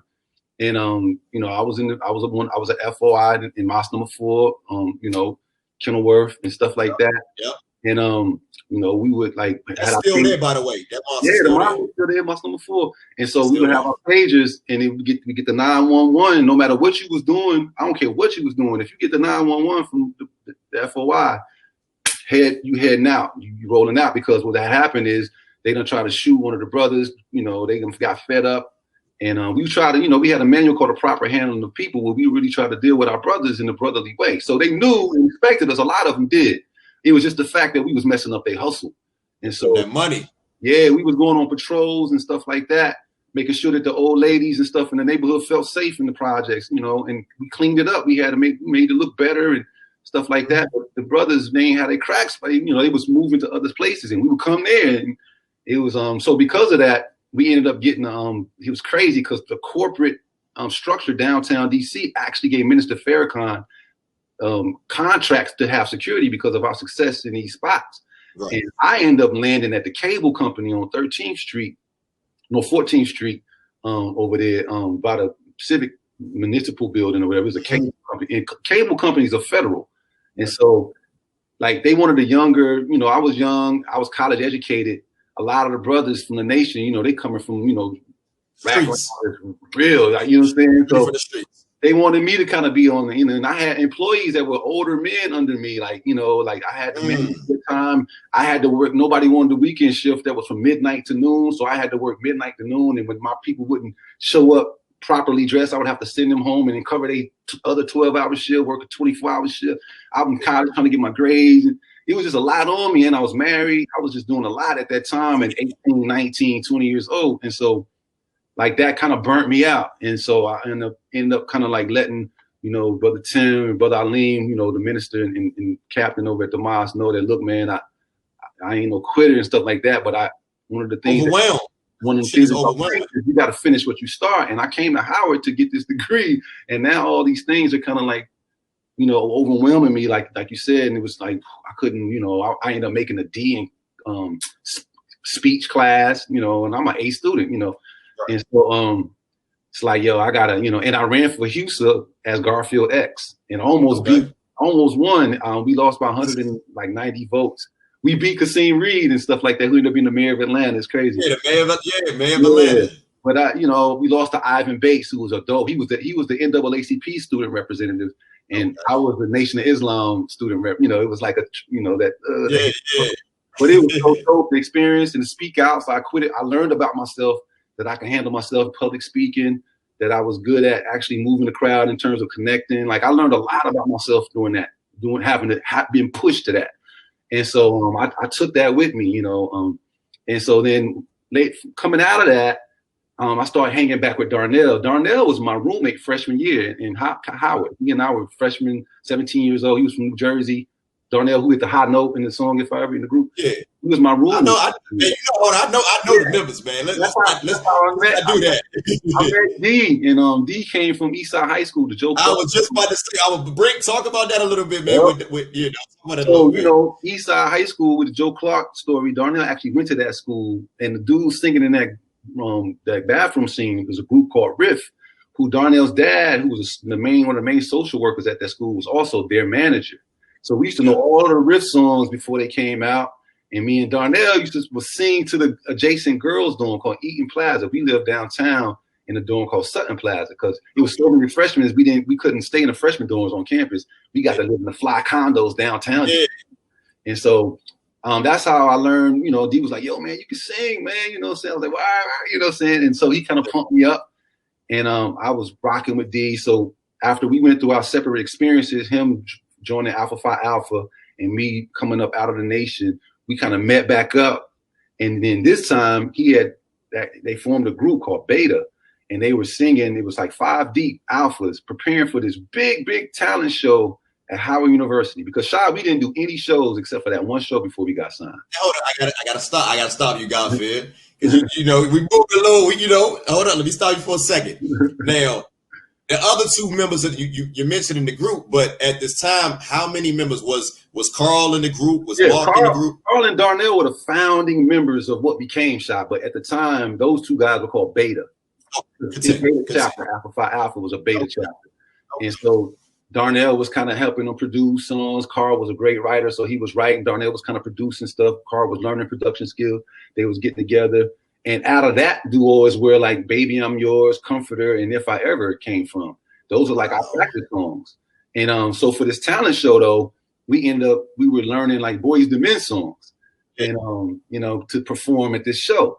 And this show was like the Apollo, like football players would come there and all the New York crowd would come there and all they wanted to do was just boo people. Whack, but just because that was fun for them at our expense. Yeah. So because of that milieu, two of the dudes that was like in their group quit like days before that show. So they went from 5-part harmony to just 3 people. And I was just hanging out with Darnell again for the first time. We had hooked back up and became best friends again. So I was coming to the Fine Arts building for like 6 and 7 hours out of the day for like 4 weeks. Just rehearsed and practiced. And so when them dudes quit, he was like, yo, G, I know you done soaked up some of these parts, man. Like we need, like, yo, bruh. I was like, all right, you know what I'm saying? I know the bass part, you know what I'm saying? Yeah. So I ended up agreeing to be in the talent show. And so the talent show came and it was like dope people. Like Eric Roberson was in that talent show. Damn. Tracy Lee was in that talent show. Debbie Allen's niece named Dawn Allen. She was in a group called Pure Soul. She was in that talent show. Like every hitter. Hold up, Pure Soul sing that We Must Be in Love. Yeah, I was in the video. That was you in the video. No, you was in the video. They asked me to be in that video, and that came out. Matter of fact, that came out the same year the Blackface album came out. Yep, sure did. Came out earlier in the year. Yep, you're right. You know that, man. So earlier, but go ahead, continue. So, and his brother named Steve, I think he died in a motorcycle accident. He was dope too. Rest in peace. But we were lucky because we got to go on last. Man, let me tell you, all the artists that came out there got booed, and they were dope though. Like Eric Roberson came out there singing this "Pretty Brown Eyes" by Mint Condition, and I hadn't even heard Mint Condition yet. I thought he wrote that because I knew. So this is before. So this is This is pre first album, pre 92, yeah, 91. We ain't signed yet. We just some students at Howard about to go do this show, and I agreed to do the show with them. But people like that was in the Fine Arts building practicing about putting in that work like us. Eric Roberson used to also be in one of the adjacent rooms practicing for 6 and 7 hours a day down in the lab. And at the end of when they would turn into night, we would resurface at the top of the Fine Arts plateau and see each other. Yo, what's up, man? You been down there all this time? Yeah. And then, holler at each other for a little while and stuff like that. We knew they was grinding. They knew we were grinding. And so we got to this show and E. Roberson came up there, Pretty Brown Eyes. He was killing it, right? And I was like, what's that song, man? And right when I was getting into it, and the crowds were all booing. I was like, you guys are kidding me, yo. These dudes are crazy, man. They just booing this dude. Now, everybody know Eric Roberson can bowl. I was about to say, yeah, man. New Jersey's home, man. He's dope. He was booing that night. It wasn't nothing wrong. Like, he messed with her. He was killing that joint, actually. Yeah. And then he went off, and then Tracy Lee came up. Y'all remember Tracy Lee with Party Time? Rapping. Yeah, he's an attorney now. Yeah, he's an attorney. Still a lawyer. And he came out, he had made this song called Creeping about dorm life. You're creeping every single weekend. And he started explaining in his rhymes about how people be creeping in the little dorms at 1 in the morning. Yeah. Like you can't, He was dope. He was killing it. And then he got booed for some reason. Damn, he got booed too. Everybody. Then Dawn Allen came out singing like she sing, like, because she used to sing the national anthems at Howard games. So she's active, like she kills stuff. Yeah, she's crazy. She was singing something. I forgot what she was killing it. They booed her just because I love it. Everybody. So I'm like, we back there like, oh my God. Like showtime. And then I had just learned these parts because I got thrown into the fray, right? Like I'm just like an auxiliary member of the thing, like popping off. Yeah, because you pretty much you're at this time, you're pretty much like the last member. Last member. Or like it kind of was weird because if they was 5 members, they hadn't been called Shy yet. They were still beta because they were all alphas, but 2 of the members quit and it was 3 of them left and they were still called beta. And I jumped in. And so now, real quick, Garfield, before you please don't forget what you're about to say. I just want to ask this question. Now, were all you guys in the same grade, like as far as like sophomore, same class? I mean, were you guys in the same class? Mark Gay, he was ahead of us. He was 1 year like higher than us. He was like I forget. We were like juniors. We were like juniors or something like that. And he was a senior, graduating senior. And So yeah, he was matter of fact, his major was zoology. He was serious, like science type student. And, you guys had different majors too? Yeah, different majors. I was political science. Mark was a zoology major. Carl was an English major, and Darnell was a music education major. Okay. And so then I joined. We went into this show. We were last. Our only objective was to not get booed if possible. Like, we didn't care nothing about winning the talent show. None of that. Everybody up there was nice with it. Like, we weren't even looking at it like that. Like, we just didn't want to get booed, man. Right. That's humiliating, right? And the crowd was rowdy, but we figured since we going on last, maybe they had just their energy level tired. The energy is over, man. They drained. Right? And so when we came out to by Boys Men at 10, 9, 8, 7, 6, 5, 4, 3, 2, 1. And then I said, injection, fellas. And the girls was like, ah! I was like, in my mind, I couldn't even be happy about that because I was just looking at the dude like, please don't boo me, please don't boo me. Yeah. And we went from there, we had a medley. We went to Please Don't Go Away From Me. We did Please Don't Go Away From Me by Boys and Men, killed that. Okay. Get booed, like, oh, yeah. We did one more song from Boys and Men. And then they was popping. They was popping around that time, man. That what's that? The Cooley High Harmony album. Yeah, we did that too. And then like that was like that song that we ended with. And then Cooley High, old time Philly back again. And then we had the harmonies. Yeah. And then they didn't boo us. That was the moral victory. We went on stage. They closed the curtains. And it was like a encore kind of situation. Oh shit! Okay. It went from booing people to encore, like. So then the conundrum was that we had those songs on like queued up. So what we gonna do? We ran out of songs. They go on an encore. What we gonna sing? So then we was standing there like, yo, I'm gonna sing like if I practice song.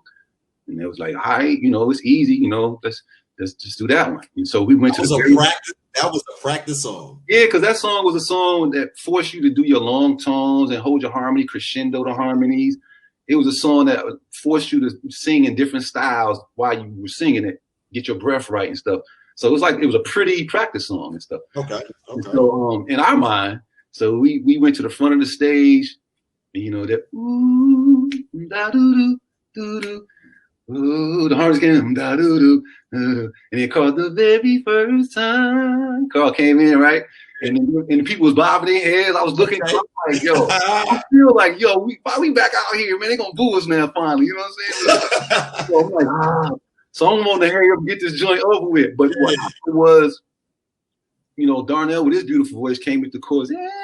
By the second chorus, when the chorus came back in, the crowd was freaking singing our hook. Like they knew the song. As if they knew the song. And I was like, yo, blown away. And then so they closed the curtain. We took our bow, they closed the curtain. And right there on stage, the four of us was looking at each other, like literally standing like facing each other in a little circle and say, yo, y'all want to try to get a record deal? Just like that. Right then is when we decided.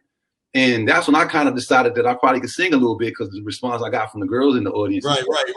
And, so hold up. Let's slow down for a second.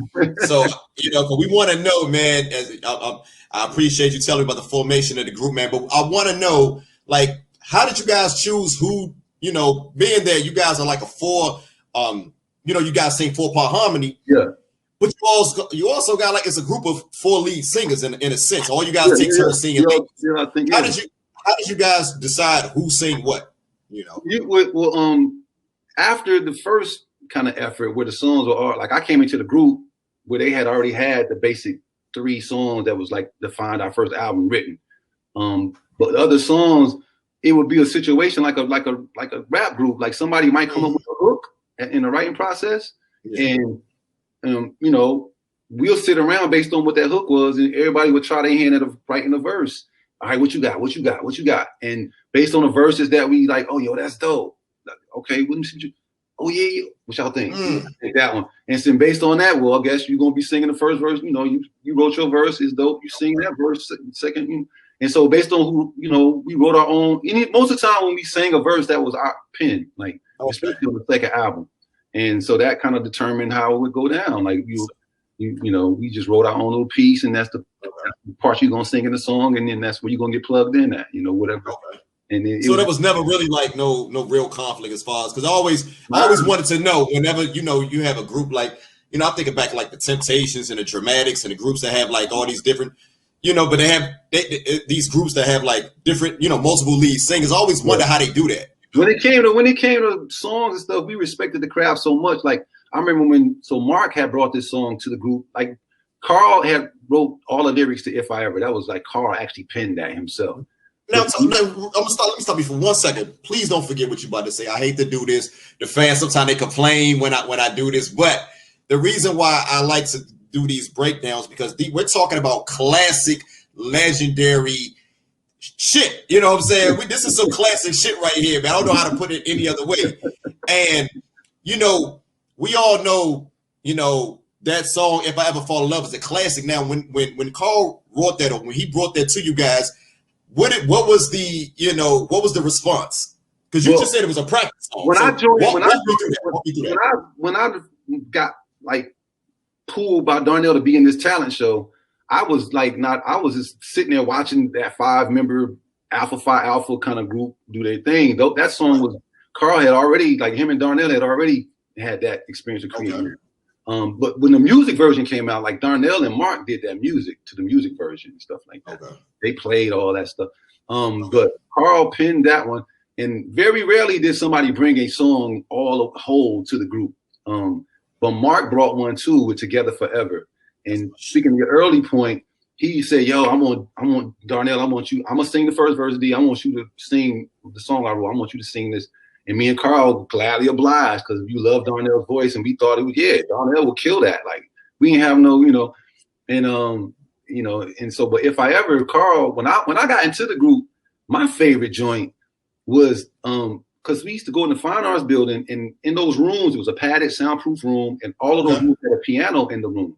And so the only accompaniment that we ever had with all those songs, that "The Comforter," "Baby I'm Yours," and "If I Ever," and all those songs, was that we would play the piano and sing to that. It was really a cappella. It was just the piano and the voice. So the piano accompaniment of "Baby I'm Yours," I mean, the song that came out was like this pop thing with the. Yeah, I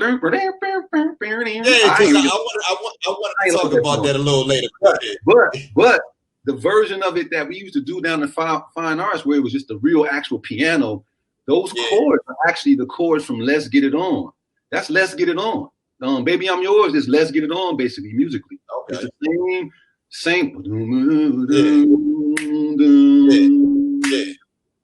Damn, I just realized that you're right. So that when we sung "Baby I'm really Yours," like when I hear the live version on that the Back At You EP, now it sounds like that. But hearing the album version. When we got signed, because we had to do our album in 2 weeks, because the MCA wanted to make money off of album sales rather than just putting "If I Ever" out as a single. So they forced it to hurry up and do an album real quick so we can. And because of that, like they wanted like us to. They tried to put us with producers. It wouldn't work, like because we wanted to do our own thing and they didn't have enough time. I was like, okay, well just do what y'all do. They didn't think we was gonna have nothing but "If I Ever." So we had in our bag, we had "Baby I'm Yours" and "Comforter." And we fully put the music to it, and they came out good like that. Those became our best singles and stuff. So rewind a little bit. Let's go back a little bit, man. What you got? I remember you just mentioned. You said, man, y'all after that show, you guys said, man, you know what? Let's go ahead and get a record deal. So let's get to that point, man. Crazy. So we go to New York, man, right? With this dream, because we had heard that Jodeci just walked. I was just about to say. Go ahead, come on. They went up there and just got signed on the spot, but of course they got thinking JoJo singing like that. Yeah. Producing them tracks, it was like no brainer, right? So we was like, man, we gonna do the same thing. So we go to New York and we go to this street called Avenues of Americas, where all the labels was on this one big long block at Electra, Sony, all these. Man, so we go in there with "If I Ever." Now we knew "If I Ever" was a hit, like because there's crap. Them dudes that boo us, so y'all knew y'all had one. You had one. Yep. So, but it was acapella. So that at the time, the only other acapella song was the Coolie High Harmony, and that was already attached to the Coolie High the movie. So people had a precedent set for knowing that. Mm-hmm. But this is an original joint we did, some college students, right? So we go up there, and we was tight at that time with our harmony. Everything was so tight. And we went up there. We went to all these people's like offices, singing. People was on the phone, smoking cigarettes, half listening to it. You know, just disrespecting the shit out of us and stuff, right? We came away from New York all dejected. Ain't nobody was trying to sign us. Like, yo, these dudes is wilding, man. So when we got back to DC, it was WPGT, the radio station. Used to play used to play these little softball games with like the community. They would go to different communities, set up rigs and play music and good food, and they'd be like playing the personalities. Darnell and Carl and Mark. I don't know what I was doing. I wasn't with them that day. Maybe I had gone back to Boston for something. I wasn't there that day. But they went and gave Paco Lopez the tape of our demo. Damn, I ain't heard that name in years, man. Paco Lopez, Albie, he was a program director. So, and he heard him, was like, yo, wait a minute. You know what I'm saying? And they were just starting this thing called Home Jams up. And they was like, yeah, we gonna put this on Home Jams. Okay. But they kind of snuck previewed it before without like in regular rotation too. Yeah. But they also played in Home Jams.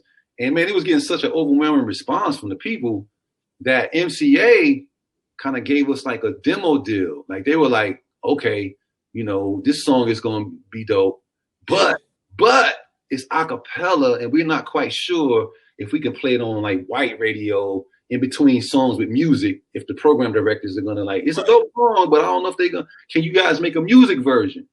And so it was a lot riding on this music version. They gave us a little money to make a music version. And if the music version came out, then that was gonna get us a more than a demo deal. So we was, you know, Darnell came up with this Isaac Hayes sample that okay. Yeah. Isaac Hayes, Darnell came up with that sample, and they played on that joint and did what they did. And then we changed the melody just a little bit to fit the melody of where that sample was taking us. So instead of ooh, da doo doo, it was like ooh. Because which came like I remember when that the single came out like around that fall. Yeah. And then the album dropped. My birthday month it came out. Yep. Okay, and then the album dropped in December. But man, here in DC, man, that song went bananas, man. I was loving DC, and we was loving that we was getting, because another little social historical kind of like part of the process or phase was our class at Howard was one of the first classes in DC where DC dudes and Howard dudes was kind of starting to become cool, where it wasn't like, because usually like Howard dudes come in with this uppity attitude. Yeah. Because my cousin, she was at, not to cut you off, but my cousin, she was at Howard. Yeah. The same time she came out. I don't know if you know her, but Monica Coldcloth. She came out a year after you. I know it's a million people at Howard, but her name was Monica Coldcloth. So Monica, when you see this, hey, you know. What's up, Monica? Yeah. So we got the legend Garfield on here, but nah, she came out in 92 or 93, I believe. So okay. Well, go ahead. Well, I was just saying that, like, because we used to go out in the community, play ball, like we was like a cut from a different cloth. We ain't see ourselves on no uppity. Like we was just the dudes who got to come to Howard and do our thing. And it was like, yo, what's happening? Where the hood at? You know? Yeah. And some of the DC dudes could feel that energy, and they was like, oh, okay, these some different type of Howard niggas, man. I can mess with these Bams right here.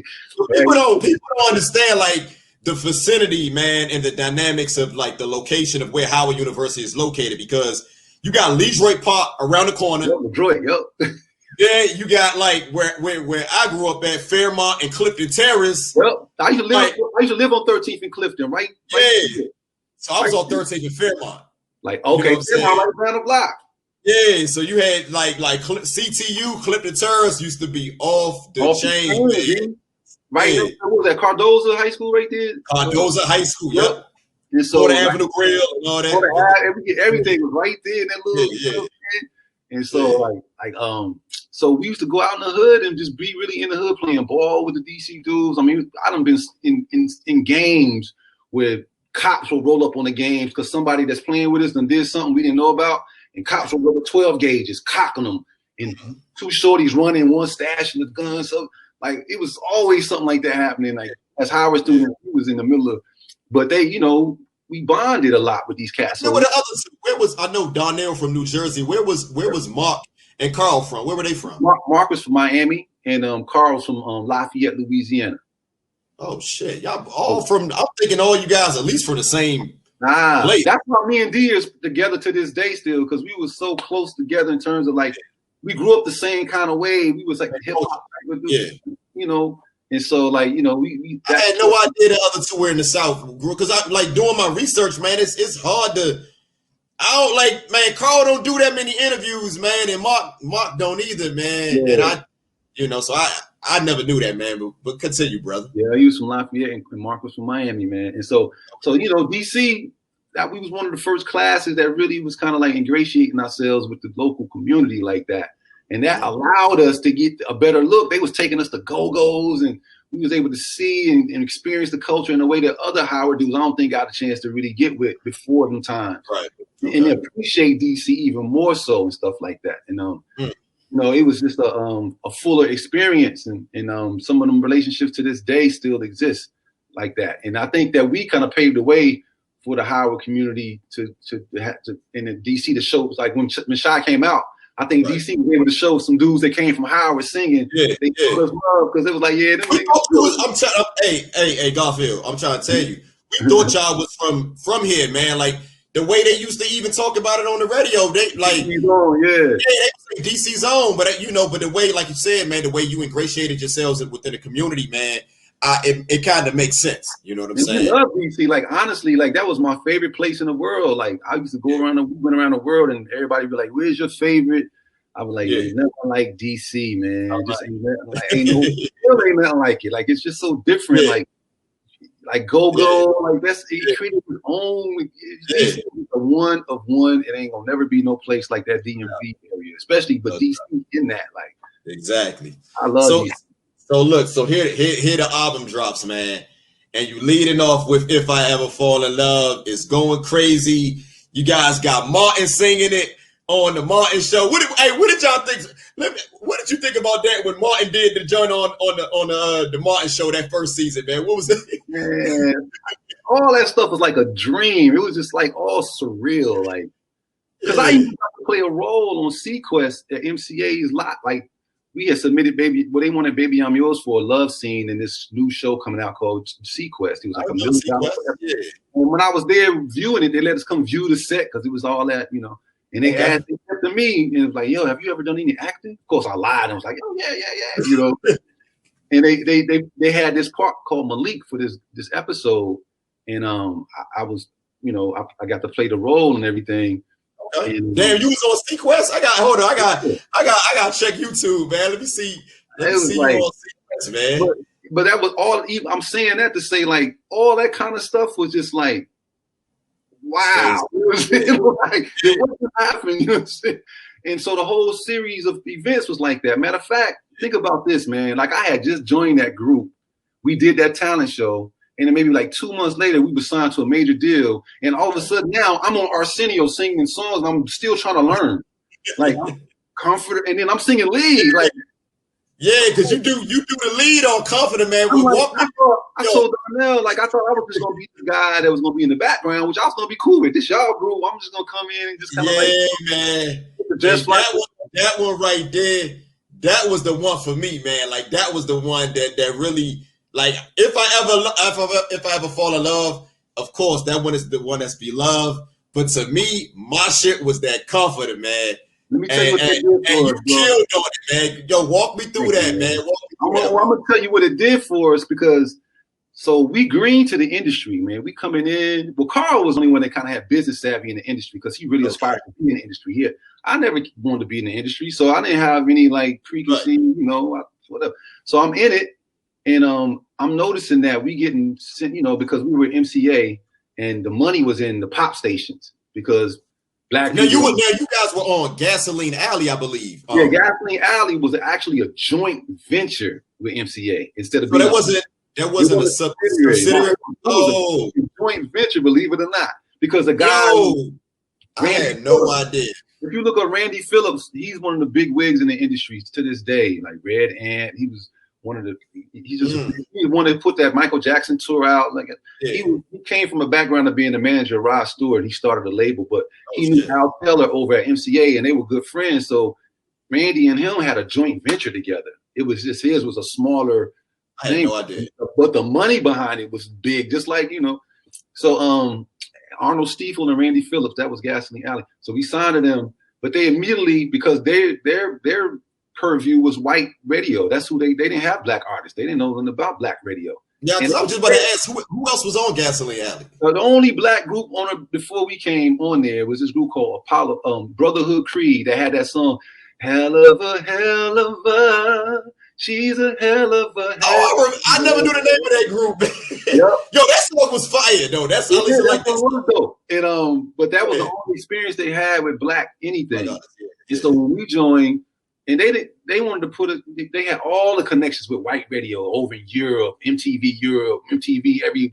Like I'm gonna tell you, we were the first. We were on the pilot episode of this show called MTV Unplugged. It was us, Tupac, and Tony did the first episode of that. But that was all connections of Randy Phillip and all that. And so they didn't care about black radio, and we didn't know that was like it went down like that.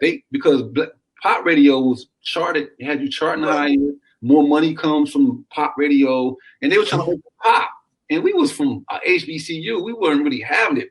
So we found the dynamics. But by that time, Silk was out too, and Silk had hit all the black radio stations, right? Yeah. But we hadn't hit any of them. And so the radio stations was looking at us personally like we were sellouts at that time. Right. They was looking at us like, yo, them Bammers don't want to come check us out. We was like, we once we got wind that was a narrative, because we didn't have no control over where we was going. We were just going. I was just about that. So you guys, like, how did you overall, man, like, how did you feel as far as like you being promoted, man? Because I noticed, man, let me just say this, bro. Y'all saw the songs, man, they did really well on their own. Let me tell you, we pissed the label all them shit was like even on the pop charts, man. Even the one of my least I don't want to say my least, but it's my least favorite of the 3 top singles. That's still, Baby, I'm Yours. That's my still least favorite too. My least favorite too. I used to hate performing it, everything. But look, it still went high on the pop charts though. Yeah, it was in the top 10. But let me tell you about Baby I'm Yours and Comforter. So Comforter would have never came out. They wanted Baby I'm Yours to come out after If I Ever, because it was pop sounding. Okay. And that's when we finally rose up and was like, hold up, man. Y'all making us alienate our black market. We went to a black college. That's not a good look for us at all. Y'all got to have some got to give. So we finally start flexing a little bit of our power, because If I Ever sold so many records, then we had a little leverage now to kind of talk a little, a little smack. And I was one of them. Right. And it was like, yo. And so we were like, the market, we in the marketplace. They telling us they like Comforter, man. Forget this Baby I'm Yours. They like Comforter. And we knew Comforter sounded black. It was a black song. Hell yeah. And then I just happened to be the lead on it, because I was really loving it. Like, and so we was telling the label, look, man, you don't put Baby I'm Yours out. Comforter, people want to hear Comforter. They don't want to hear Baby I'm Yours. And they were like, the analytics says that. He's like, man. So they wanted to put us in our place. They were basically telling us, like how they told LeBron just to play ball, and they were telling us, just sing, we got this part. He was like, nah, money, y'all ain't got this part, because y'all about to F this up for us. Right, and y'all can put 2 singles out on us and show us. I see how it's going. I see what it is now. And so they were like, okay, we'll put Comforter out. And they basically bet us that Comforter wouldn't do well. They crazy. On the numbers. And we was like, y'all crack or something, right? So what they did was they gave us this low budget video, and they didn't do any promotion for Comforter at all. But because people like you genuinely love that song, I was just about to say, I couldn't tell. It drove record sales because people actually loved that song. It wasn't because of radio airplay or anything. The spins it got was on its own spins. It wasn't because of the radio station pounding the pavement, getting the program director added. No, they ain't worked that record at all. But Comforter just rose to his own level, and it went gold without no push. And that made went all the way to number 4. Yeah, that's still with no push. They wanted the album to not do well so they can prove a point to us. And so on the heels of that, then they put Baby I'm Yours out, and they put all this money behind Baby I'm Yours. All this money behind Baby I'm Yours. Let me say this real quick. it's not that I don't like Baby I'm Yours, because I like the song. Like when I hear the singing and I hear it on the live version, it's just the music. It's pop. Like it sounds too poppy, man. It sounds like part. If they had took that, yeah, why did they? Like, I was like, come on, you coming out with you coming hard with this acapella ballad, man. That's just crazy. Got the city on fire, got the country on smash. Man, and then why would you want to? Not if to Baby I'm Yours had been able to stay like just with a piano and our voices, like do it like the way you did it on the Back At You album. Do it like that. Man, they didn't want us to. They didn't want us. They didn't want it. They wanted to make us something we wasn't, and that was us fighting them. Like the whole, it was a fight, man. And Comforter came out because of that fight. They wanted to really. That was supposed to be the song where we fell on our face, and we was gonna have to say, okay, you guys were right, but Comforter won, and so they was mad. And then they tried to make Baby I'm Yours outdo Comforter, which worked for us for chart position because they put money behind Comforter until it reached the top 10. They wasn't gonna do that if it didn't. And so we got 3 singles out that first album, which gave us a good leverage to renegotiate and everything like that. But the song Yours that's on the next album, that acapella Yours, that was supposed to be the remix to Baby I'm Yours. I was about to say, why do you got? I always wonder why y'all got 2 songs that's similar in names. What was that? Yeah, because that was supposed to be the remix to come right after, because Coco and SWV had put the Human Nature remix and the other thing out at the same time. And they was both top 10. And our label was scared to do that because they thought our songs was gonna compete against each other. And we was like, no, stupid. They're gonna actually both of them go get traction. Like y'all are tripping. Right. So yours is dope. I love Yours, man. That's my shit. And that was a good song, man. And that was like one of the first times I got to really, really write my own verse and do my thing. You could hear the jazz influences. I mean, what we need and I will make you. You know, it's like a jazz. Mm-hmm. And that was fun. We was in New York doing that video, man. Where y'all record that album at? That album, actually, it was in Carl's house. We had built a studio for the second go around. And so how long did it take for y'all to put that project together? Like a year. We took a year. Okay. The first album was 2 weeks. We was like, nah, we're not doing that again. Yeah. And so we took a year to kind of just create. And but that was like a weird struggle. That was like the first signs of Carl kind of going this way and us, like, you know, it was a lot of just noise and, you know, the industry stuff. So let's go back a little bit. Now, when I think about like that first particular album, man, a lot of those songs, like the classics, the hits are ballads. Now, did you guys ever have a project? This is around the time that New Jack Swing is really popular. We was all with Teddy, believe it or not. When we was at Howard, we went down and went to Future to kick it with Teddy because he was thinking about signing us. Yeah. But you guys, what I'm trying to say is like you guys didn't really do New Jack Swing though. Like I noticed, like you guys started that different lane. You guys were like when rhythm and blues started to change, and you guys were kind of like at the forefront where you wasn't having those drum patterns, you know, like the New Jack Swing type, you know. So what I'm trying to ask is, did you guys ever bark at, you know, doing all these ballads? Did you guys prefer to do the ballads? Like, whose idea was this? We were just creating what felt good in the moment. Like we never really geared our sessions to produce like strategically. We need a single like this. We need a up tempo. We never even approached it like that. Yeah, we were just creating what felt good for us. And a lot of them was mid tempo and ballads is what was coming out of us. Right. And so we just roll with that, you know, trying to find our place, trying to find our sound and stuff within that, because we produced all of our own stuff at that time. So it was just us trying to find who we were, and people knowing that people knew us for singing harmonies and stuff like that. So we was trying to stick to at least something close enough to where in the marketplace people could recognize us. But we did want to, we would have liked, like myself and Darnell, coming from our hip hop backgrounds, we would like to have had some songs with some tempo that was still slick on the melodic tip. Like me and Darnell wrote this song that we did with Jay-Z called Tonight. And it became like in New York, #1 Hot 88 for almost the whole summer up there. And so did another joint with Jay-Z on that one with Jay-Z, and then we did a song with KRS-One. We got with this independent label out of Baltimore called you know, well, rest in peace, the dude named Michael Jackson. He was a wide receiver for the Ravens, had a label. Whoa. Big play. Hold up, Michael, rest in peace. Yeah, Michael Jackson. He died in a motorcycle crash. When was this? I remember it used to be him and Michael Jackson and Derek Alexander. Yeah. And so Michael Jackson started the label.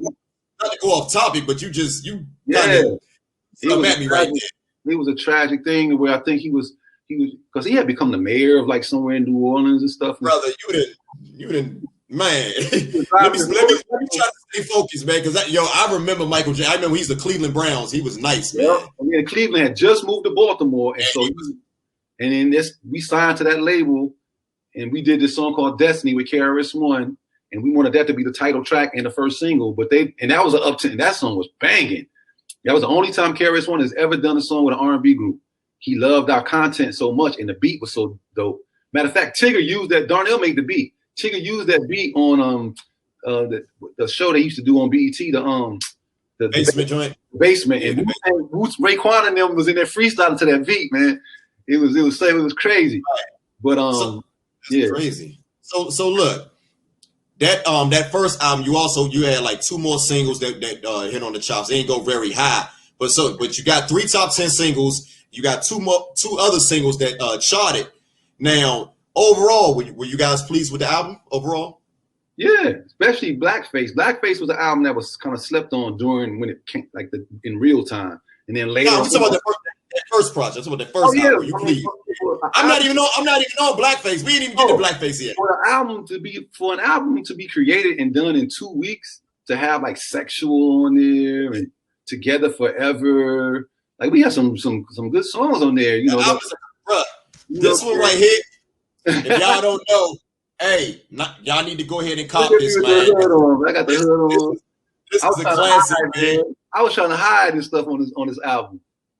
I don't know why y'all wearing shades, man. What's that all about, man? I was I had the hood on trying to hide because I was real sensitive about people trying to separate me and make me be like this thing from the group. Like people, like it was a lot of people in my ear trying to make me like, you know. Yeah. And so on the album. Let's talk about that. Let's go into that a little bit, man. Cause the ladies, but this is the Bridging the Generation podcast. We got to keep it a beam. I personally remember around that time, brother, the women in school were, they could not. They used to go crazy when you used to sing lead, brother. Like my fiance right now is a diehard Shai fan. When you sang on Comforter and Come With Me and all, bro, I remember. So what I'm trying to say is, brother, like, how was it, man? Like being the sex symbol of the group, man. Like, you know what I'm saying? Like, how was that, bro? And the ladies want to know, man. Like, for me, like, and no disrespect to Darnell and the rest of the brothers, but I'm just telling you what I remember and what I saw. That's it. I'm gonna just keep it a beam. For me, man, it was like a blur and it was surreal. It was like, for one, to go from not expecting to ever be in no industry like that, to not have no dreams of it. I never dreamed about being an R&B. I never cared about being in no industry. It just kind of happened. And then once I'm in there, looking around like, yo, what is this I'm in? You know, like, what is this? You know what I'm saying? And then at the same time, I'm getting pulled here and they're like, yo, and I'm like, what's going on? And then I'm getting, and I'm like, people sweat me? You're married at this time, right? Not yet. I like early on I wasn't. I ended up getting married. Like my Blackface times, I was married. I was married in Howard though. I got married twice. I was married when I was real young. While I was in the nation, and then I got a divorce, and then I was single, and then I got married around Blackface time. Okay. But during that first album, I was young and single, and it was just like I remember this lady from Ford Modeling Agency walked up to me at it was some show we went to, and she came up to me and asked me if I wanted to have a model and stuff like that. Yeah. I'm like. And this was around the group? Just around the group members? Was standing right there with me. And she came up to me like that. And I told her, you know, respectfully, I declined because I didn't want to be like, I didn't want it to be Garfield. Talk about that, man. Talk about that because, man. I came from like I was an athlete. I came from a team background. I came from playing ball. I came from going to state championships, and you ride with your team, and like saying everybody get accolades, but if you ain't winning the game, you don't even care about the accolades. So, like when she came to me like that, I saw it in stark things. Like that would have been a moment if I had gotten that off. If I had said yes, I would have maybe getting bigger than the group. Like I wanted the group to be was dope, man. I wanted us to, so I did a lot of kind of like compensating for that, for the group with that kind of energy and stuff like that. I was flattered by a lot of it. Don't get me wrong, and I was young, and I was like a kid in candy store, a lot of the stuff, but I was always kind of still like I didn't want to be the cause of us. I didn't really have that kind of an ego to really, you know what I mean? Like, I felt I was a handsome dude and all. I ain't, but I was it didn't come off, man. Like the thing, I think the reason why, being in high school around this time, man, what I remember, man, like the girls used to go crazy because it was like, you were just being yourself, man. It wasn't like, you wasn't being extra. I was always just me, man. That's all I know how to be. It wasn't, because, they say the light-skinned dudes, it's a stigma to come up and all that nonsense, but you didn't fit that. You didn't fit that stereotype. You were just, it seemed like you just was just you. You ain't go out of your way to be extra. You know what I'm saying? So, I mean, think of my background. Like, think of me being like coming through the nation and different. Like, you ain't gonna. That ain't what it is. You know what I'm saying? Like, real quick. You know what I'm saying? Bro, you telling me you up in paradise and Kenilworth and all that, bro? Yeah, I was walking. I was in that situation. Yeah. So that wasn't in my brain. Like, like I said, all my life, I've always been like complimented on me being handsome and that kind of. So I understood that, but it wasn't something that was like I was trying to be. God just gave me some features. Right. Whatever. And I was like, okay, cool. I'm glad. Thanks, God. yeah. Now I'm just telling you, man. I wouldn't be again. This would not be Bridging the Generation podcast where we keep it real, where we keep it 100,000%, man. And so a lot of the women, they want to know about that, man. So I have to ask those questions, man, because they're gonna give me a hard time when this video come out. Because I vividly remember especially when this came out, bro. It was bro, the blackface, man. This is around the time I'm graduating high school, and brother, when you sang on "Come With Me" live, I believe it was at the Apollo. Yo, I was married at the time, and there was my wife in the video. Yo, that was hold up.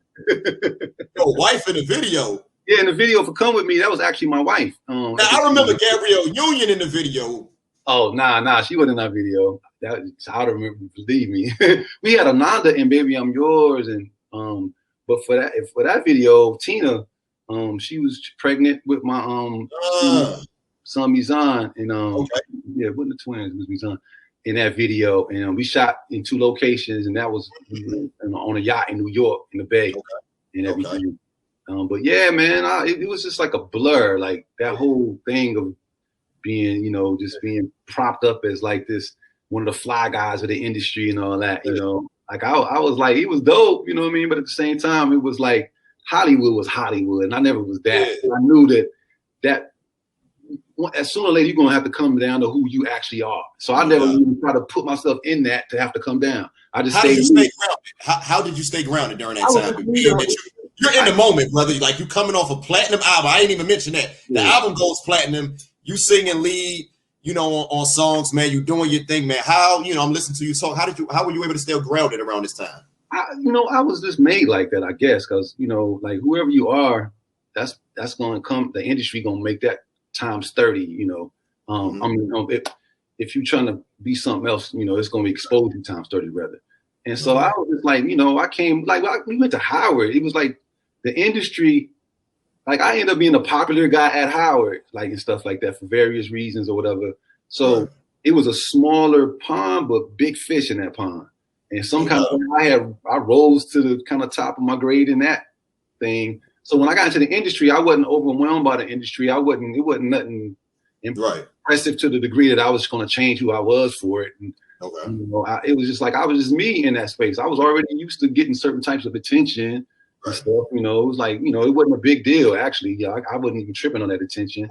I just wanted to make music and have fun with my boys and play ball. If anything, I was able to just, buy fancier equipment to shoot ball with and, and music, do music and learn, Like so by the second album, you guys are already out of Howard. You guys all graduated. We left. When we got our deal, we left Howard, Okay. So what was the vision? What was the inspiration as we go into this Blackface album? Because I before I get into that, matter of fact, I forgot about you guys also had a song on the soundtrack, the Beverly Hills 3 soundtrack. Yeah, that's one of my favorites. I love that. Yeah.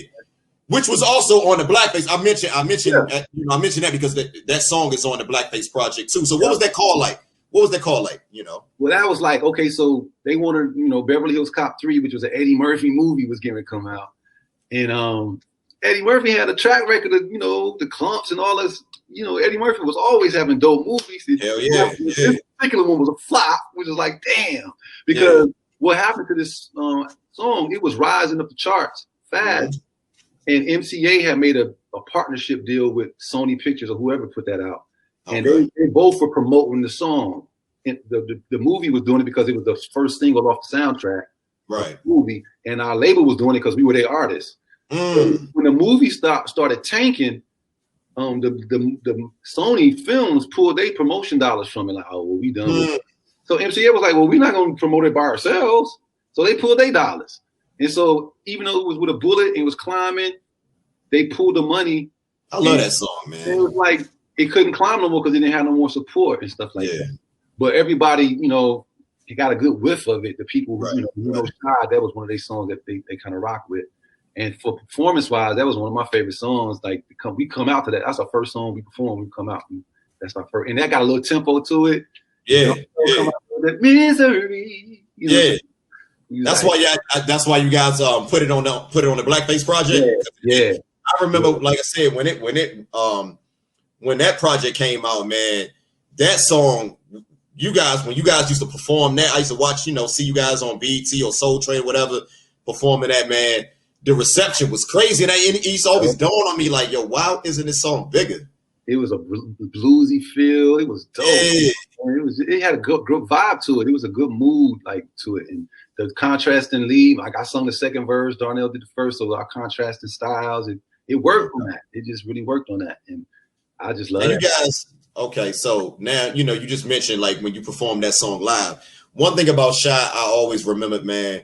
Shai always put it down as far as live performances, man. You guys are one of the best live performers in the industry, hands down. So I say that to say this, man. How important was it for you guys to just still hone your craft and bring that dynamic as far as live performances? Well, that was, because we started off in a little room with a piano singing a cappella. Like, the vocal part of what we did was important to us. We used to, like I said, If I Ever, which ended up, like if you go to YouTube, it's like 85 million people. That the notes, the pitch, like the craft of like putting together arrangements and stuff really meant something to us. So when we went live, we really wanted to represent that to the fullest. And we put a lot of time and work in it. It's like, how Steph Curry, they showed him on the clock shooting 100 for 5 minutes straight and made 120. I saw that a couple of weeks ago. That was crazy. That's clearly a byproduct of putting in some work. Like even if you're talented, I can't even make 105 layups in a row because you're gonna get tired on one of them. You know what I'm saying? Yeah. That just so us as Shai put so much work in honing that craft that when we got on stage, it was the fun time and everything was just kind of on point back in those days. Because plus we was competing against bomb ass groups, man, like Jodeci and Silk and Boys II Men and H-Town and dudes could sing they butt. That's Black Street, like brothers that below. So here we were in the middle of the fray, like, yo, we got to bring it. And everybody felt that way. You know what I'm saying? Yeah. So it was just one of those things that time period, I think everybody had like a lot of emphasis placed on their live performances because they knew that they was going to be on the show with Shai or they was going to be on the show with Boys II Men with Wanye going nuts, or KC and JoJo.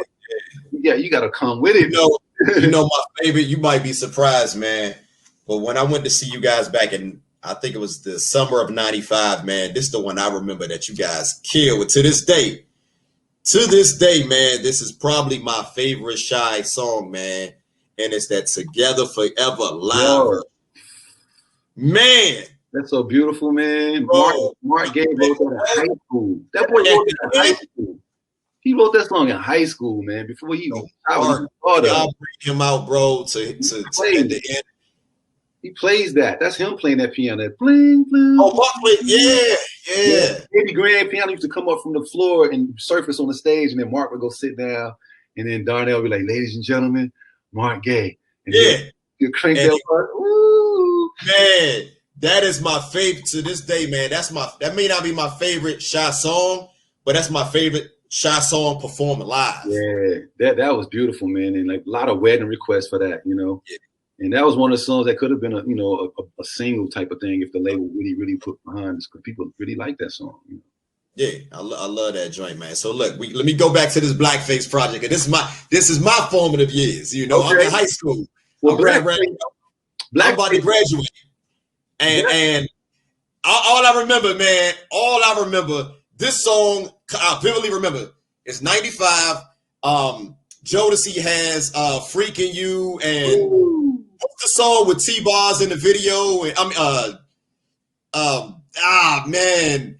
And she's throwing this stuff off the "If You Believe in Love." Oh, that's JoJo and KC by themselves.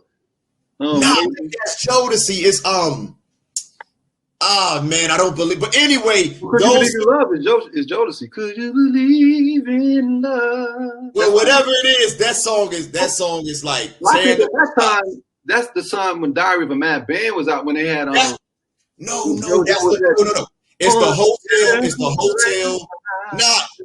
Garfield. It's the show, the hotel, the after party. Oh yeah. I do that. It's that album. So I remember seeing that video come on, and then I see "Come With Me," man, bro. I was watching that like off the. I said, man, this song is amazing. And I'm just like, when is the album? Come to find out, like the album was already out. Like I'm late to the song. I gotta tell you how they did this, man. This shit was. Talk about that, bro. Like, come on, bro. Like, they sabotaged this, man. So that was a classic, bro. Let's. They got us good too, man. Like, okay, so it was a lot of internal things. It was a lot of things happening with the MCA. So Gasoline Alley dissolved because Randy Phillips wanted to go do other things. He started this company called Red Ant, and so we talk about this album right here, by the way. Yeah. Blackface we got put on MCA like proper, like from Gasoline Alley with MCA. We got straight on the MCA with Mary J's project coming out and all that kind of stuff. So it even started like with the art. So we had done Arsenio Hall show, and Arsenio had brought Minister Farrakhan on and received major heat. I remember that. Continue. His show basically that was it for him. And so we went on Arsenio like twice. And the second time we went on was after that had happened. Now, of course, me coming out of the nation, I gave him big ups and props on the show for doing what he did. And the president of our company, Randy, was sitting there in the audience, saw all of this transpiring. His homeboys, I'm sure, in those circles was not feeling that. And so that started this real low key, like, okay, we're going to just sabotage these dudes. But I knew it, I could feel it. And so Blackface is about to come out. They have this humongous thing in Boca Raton with a distribution company called Uni Distribution. They let us go to the MCA prop department for the movies and pick these big, huge Egyptian chairs. And we had the girls walking around dressed in the Egyptian thing with the blunt bob cuts with the incense. And we had a live band and we performed all the songs on Blackface for the distribution people. They loved it. We killed it. And so because we named the album Blackface One. I named it. I came up with that. And what I was trying to do was create a counter narrative from what Al Jolson had done to us with the blackface, with the cork and all that. Movie Bamboozle. I was trying to like flip the script and say, hold up, the blackface is a beautiful face. And the original design that we had for the album, they shot the artwork down. We were supposed to be these pharaohs in this dark tunnel lit up by a torch. The rocks will be peeling off the wall and pieces of our flesh will be revealed as actual living hieroglyphs under the stone with a flame, talking about blackface. And The label did not want that to happen. So then I came up with an artist rendering of all of our faces, like a piece of my nose next to a piece of Carl's nose, maybe eyes of Darnell next to, and it was like one face with all of our features on it. They shot that down, and what you see right there is what they ended up letting us do. And so they already were mad at blackface. We wanted to feature the hieroglyphs a little more, so they kind of let us do that.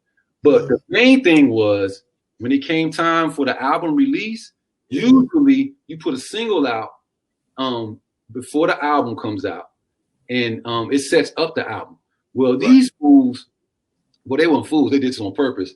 Even though I knew I wasn't tripping. Like I said, let me just say this real quick. I knew I wasn't tripping because I didn't even know the album was out. Yeah, it was out. You know what? Look, let me tell you. Go ahead, bro. Talk. Let me tell you. This is crazy. The label, man, got our albums, dope looking albums, kind of came out fly. They put the albums in stores without a single first. And so by the time our single came out, and when they put it in stores, usually when you go to the record store, it'd be this little chalkboard. They'd be like, new release is coming. And they got like Mary J dropping on 131st. They didn't have nothing with Shai on it, nothing. So our albums are sitting in these stores, no single out yet. The single comes out in 4 weeks. By the time our single comes out, the people from the record store ain't sold no albums. They sending them back to the label. So it's looking like our album is flopping. And so what ended up happening when the single finally came out, Come With Me did so good in terms of creating a buzz that even though they sent all that stuff back, our album still was gold, certified gold off the top, which it would have been certified platinum had that single come out first. Right. Of course. And as a label like that, MCA, you don't just make that mistake on accident. Like that ain't an accident. Bro, they did that. This album, with no disrespect to this one, got the bigger hits. But this album right here is a more complete album. Yeah, it was growth. It showed us. It was a more complete album from beginning to end. Like, you got I Don't Want to Be Alone. Yeah. Both. That's a classic right there. I don't know why that wasn't higher. You got some Out of the Storm.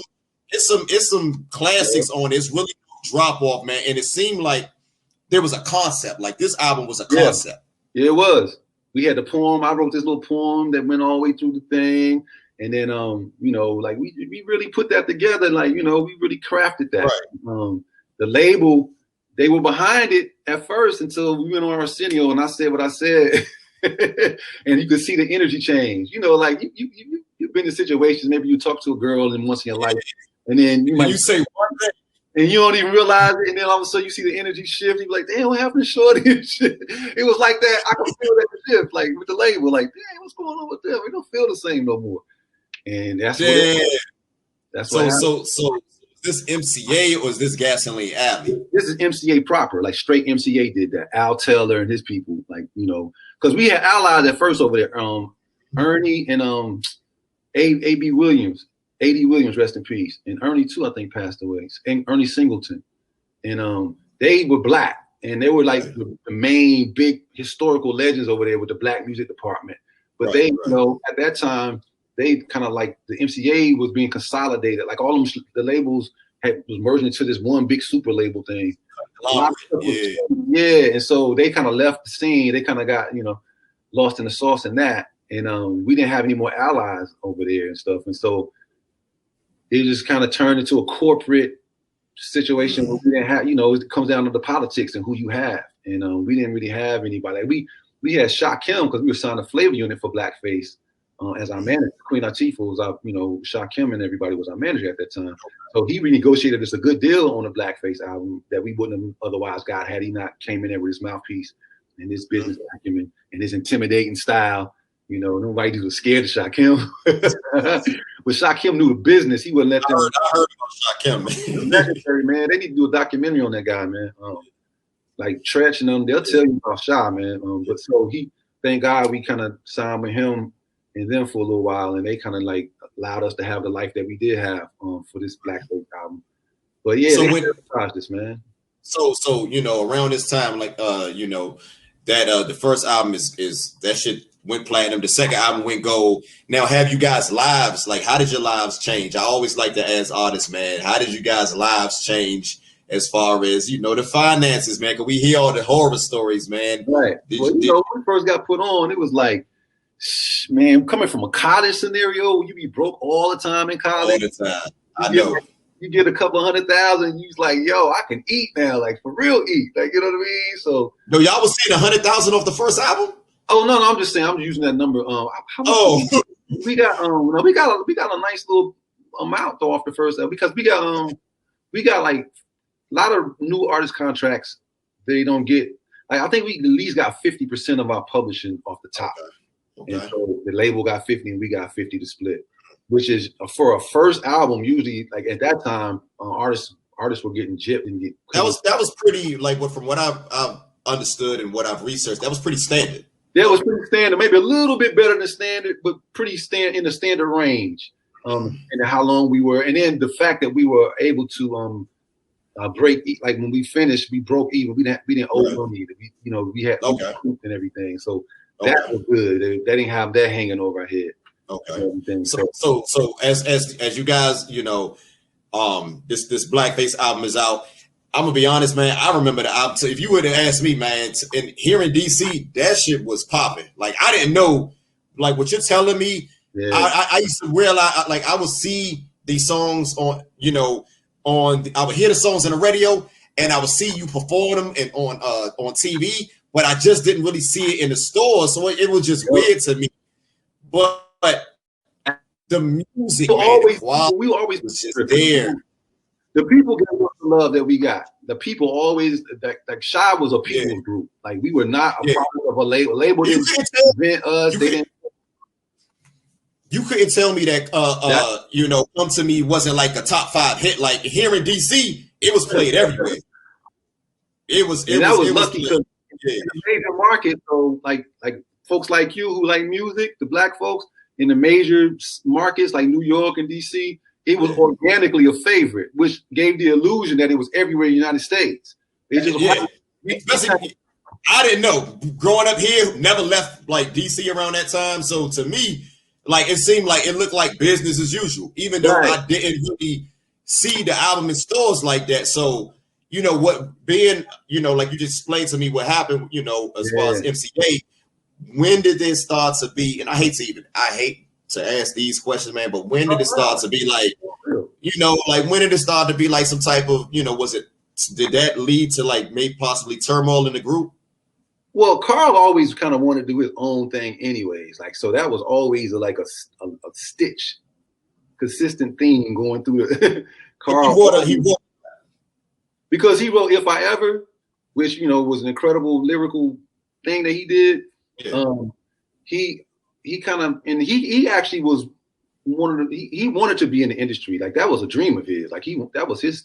So here comes Garfield, who ain't even like aspiring to the industry. And then all of a sudden I'm getting all this attention and love. Like, yo, I wasn't even trying to be in the thing, but here I am. Like, so I'm sure that was an issue and stuff like that. But, Carl was a talented writer, man. Like he used to study country music and soap operas and get good plots and stuff like that and everything. But that he kind of broke off. Like we could have kept it going, but he kind of wanted to do his own thing.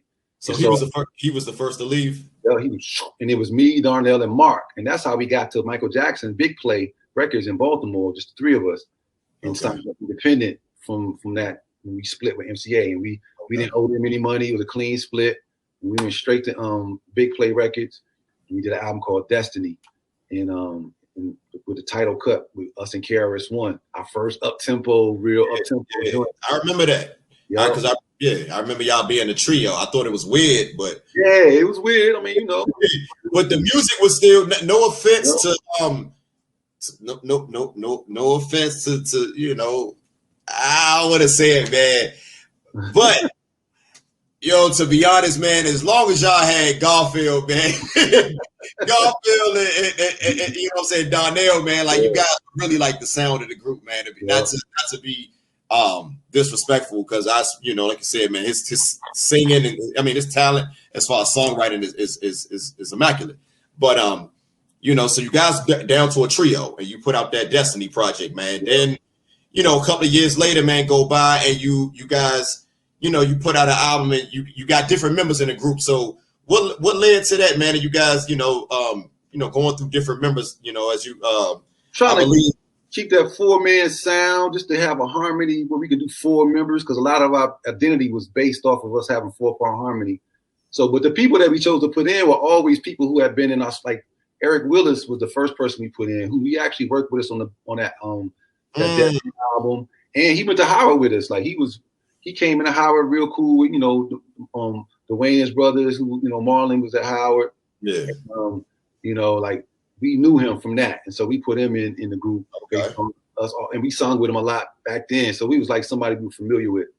And then later on, when we put Dwayne and G-Fly in the group, who's still in there with us now, they were from the group Riff. That was like Darnell's big brothers at Eastside High School, and G-Fly was the latest. Is that the latest incarnation of the group? Yeah. They were in the group Men of Vision, and so they went on, and so we kind of put them in with us and stuff like that. So they were already in the circuit. They were already in the fam. They weren't strangers or anything. Okay. But yeah, it was just to have a 4-part harmony, like, so we can do them old songs the way they should be done. Me and Darnell went for a stint though, just with us too. I was just about to say, I was, y'all had, like people, loved it. Like people loved it because, like you said, the voice familiarity. People want to hear my voice. You and Darnell have very distinctive voices, So people was kind of good with hearing us, and then we had the harmonies kind of like piped in, and we sung with them.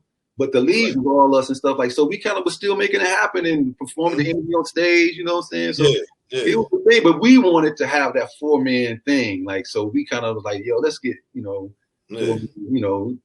was, we was getting the cool money and everything, but we was like, it was bigger than that, like, yo, let's, and so you had that 90s resurgence, man, around that time because you guys released like 3 more projects, man. And then you got this 90s resurgence, man. Do you think that really helped y'all as far as like continue to go out and tour? Yeah, it boosted up our royalties actually. Like people start like, somebody remade an album in Britain, and then Pentatonic was Jason Derulo remade If I Ever. Yeah, I saw that. Yeah, what you think about that? I'm gonna be honest. Go ahead, man. I'm just flattered anytime somebody remake it. Plus, if my royalty checks look good, you know what I'm saying?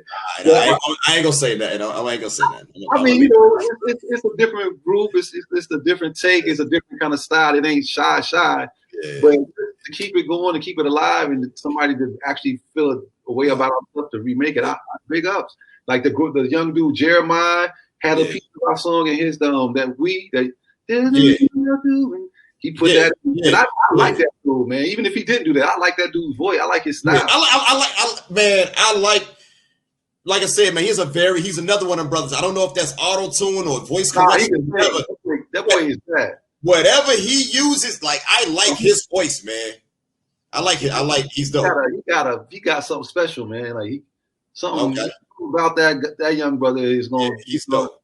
I like that. He's gonna be a legend. So look, we're going back to 2012, man. So you go ahead and you get your PhD, man, and talk about that, man. Let's talk about that, man. How was that like, man? Getting your PhD, African American Studies. Well, that was my master's in African American Studies, and I got my PhD in Educational Policy Studies when I became Dr. Bright. But let's talk about that. Let's go. Let's talk about that, man. What inspired you to just like, how important has your education been in your life, man? Since since the high points, the highlights of Shai, how important has that been to you? It was very, very, very, very, very important to me, man, because I was built on that. My parents were educators, and I was like, that was, put into me at a young age. I grew up on college campuses. Mm-hmm. That was always a side of me that just went without saying. Mm-hmm. And I was a really good student all my life. I've always been a real top of my grade. So what had happened was, as I started beginning to dim and all that kind of stuff, I started my family at that time, and I was living in Tarzana, California, working at a Gap, trying to make sure I had clothes for them growing. I had like 4 boys at the time, and they growing up. So I had clothes expensive. So I was working at the Gap. I got that crazy discount. I was out, it was fly clothes, but I was going to school at Cal State Northridge at the time. Okay. And I was finishing up what I didn't finish at Howard, because I didn't graduate at Howard. I had 2 classes left, a creative writing class to go and a gym class, swimming, I was not trying to take. But then when I went back to school, for my major, you had to have 33 units. So I had to take like 3 semesters in school. So Cal State Northridge, I was there, And I ended up being a I was teaching while I was a student. Like I ended up help creating a class called The Politics of Hip Hop with Dr. Stanford at the African American Studies department there. Okay. And I made 4.0, like I had a 4.0 GPA and all that kind of stuff. And then we ended up forming a research team where we created a journal called the Hip Hop Think Tank, where instead of rhymes, we were writing research papers based on the landscape of what hip hop was, misogyny, different issues. Right. And so it was a sexy topic because Tupac had just passed and people was writing about his lyrics in colleges and academics. So we would go into conferences presenting our research, and we landed at Georgia State. They saw me present. They were like, yeah, Shai or whatever, but that scholar thing that you doing, bro, we got some room for you if you're trying to come. So I was teaching high school in California at Environmental Charter High School. I was teaching California history for 2 years. And I was like, I'm not going to have this be my career. This is like, I just want to get that experience. So I took them up on that offer, and I got a fellowship. They paid my schooling and stuff to be in the master's program, 2-year program. And while I was there, I decided to do my research on African-centered education. Like, what exactly is it? And I did a master's thesis where I really went and did observations. I wrote it up. I had a theoretical framework, and I really did the interviews and document reviews and stuff like that, and came out with a real thesis that won the Asa Hilliard Award for my cohort for best research. And I had a 4.03 GPA during a master's program. So if I can get in this PhD program here, but it wasn't a dream of mine. So, but I interviewed, and I impressed them enough to get put into that. I got accepted into the program. Once again, I ended up with a 4.03 grade point average. My dissertation won the best dissertation award for my cohort. And so I got presented with that award and stuff like that. And I looked at how Black males navigate spaces where power is distributed inequitably. I looked at hip hop artists, and I looked at Black male students in the classroom setting. And so that was that. Now also, and this probably is also associated with that. Correct me if I'm wrong. You also created a program. You headed this program at GSU called I See Me. I create my experience. Yep. Talk about that. This is what I really been wanting to, as I'm watching your videos, man, on Instagram, and now I see where some of this is coming from. So I want to share to the people a little bit more about this. My man did his research. I love it, man. It's dope. So dope. You're a dope interviewer, man. So I'm at Georgia State, and so usually PhD candidates they teach. Well, I did that too. I taught some classes, but my passion is being in non-traditional spaces and deal with a smaller group and actually really get that mentorship in and do some real substantive things that's not just for show, just for the right. So that's me. And so I See Me was born out of, I was originally pegged to be the facilitator for a program called Beyond the Bricks that came out of New Jersey. That was already a program that on identity and dealing with multimedia and digital literacy to kind of like create a counter narrative from your own standpoint, where Black males get a chance to talk about who they are from their own perspective rather than defined by a media perspective. And but it was a story that they told about their neighborhood, and in telling that story, they were coming up with solutions on how to fix certain issues within the neighborhood. And I thought that was dope, so I kind of expounded on that model and I create my experience, where I taught some life type of facts based on my experience as a I call it like a guerrilla educator in the hood, like that I used to do before this. I used to hold my own classes with, I had this thing called School of Thought, where I designed these real out the box classes that imparted certain skills, trying to figure out the best way to create engagement. So I did some of that and mixed it in with the digital literacy piece and the community mapping project. And I came up with a cool little interface, and they were making visual representations of, we did a needs assessment in a 1 mile radius of their neighborhood. And I came up with a concept called life is a text. Like anything that could be encoded or decoded is textual. You can read it. So life itself, any situation, you can read that. It's a text. It's anything that can be decoded. So because it's a text, you can edit that text. You can fix that. And so based on that premise, they were going out doing a needs assessment in the neighborhood for hazards and resources that they would agree on. And they would fix, but they would film it, interacting with people who asking them questions about what they would like to see fixed in the neighborhood. And then they would be able to do a score or soundtrack to that documentary that they made. So that gave their creative side. A lot of them was MC type dudes. They was coming up with tracks to their film, and it was a full engaged thing. And they were making these dope narratives. And then they were at the end, the culminating piece was to kind of present it on behalf of those communities to like maybe city council to see if they can get some big issue changed. So we were, I was kind of doing that while I was there. It was rewarding work. I have like friendships to this day with some of those young men because now they grown. Like peace out to Deshaun and all my homies, Phase One and and Bam. My peoples, Jasmine. Yeah, like a lot of my peoples come from that I resonated with, and I had a unique style of teaching where the engagement was really there, and the stuff that we were talking about was really, really, really like palatable, and they wanted to have discourse about it. And so I thought that certain elements that I was doing was working as this kind of like new generation kind of teacher that was breaking the barriers of what habit training was teaching you to do as a teacher.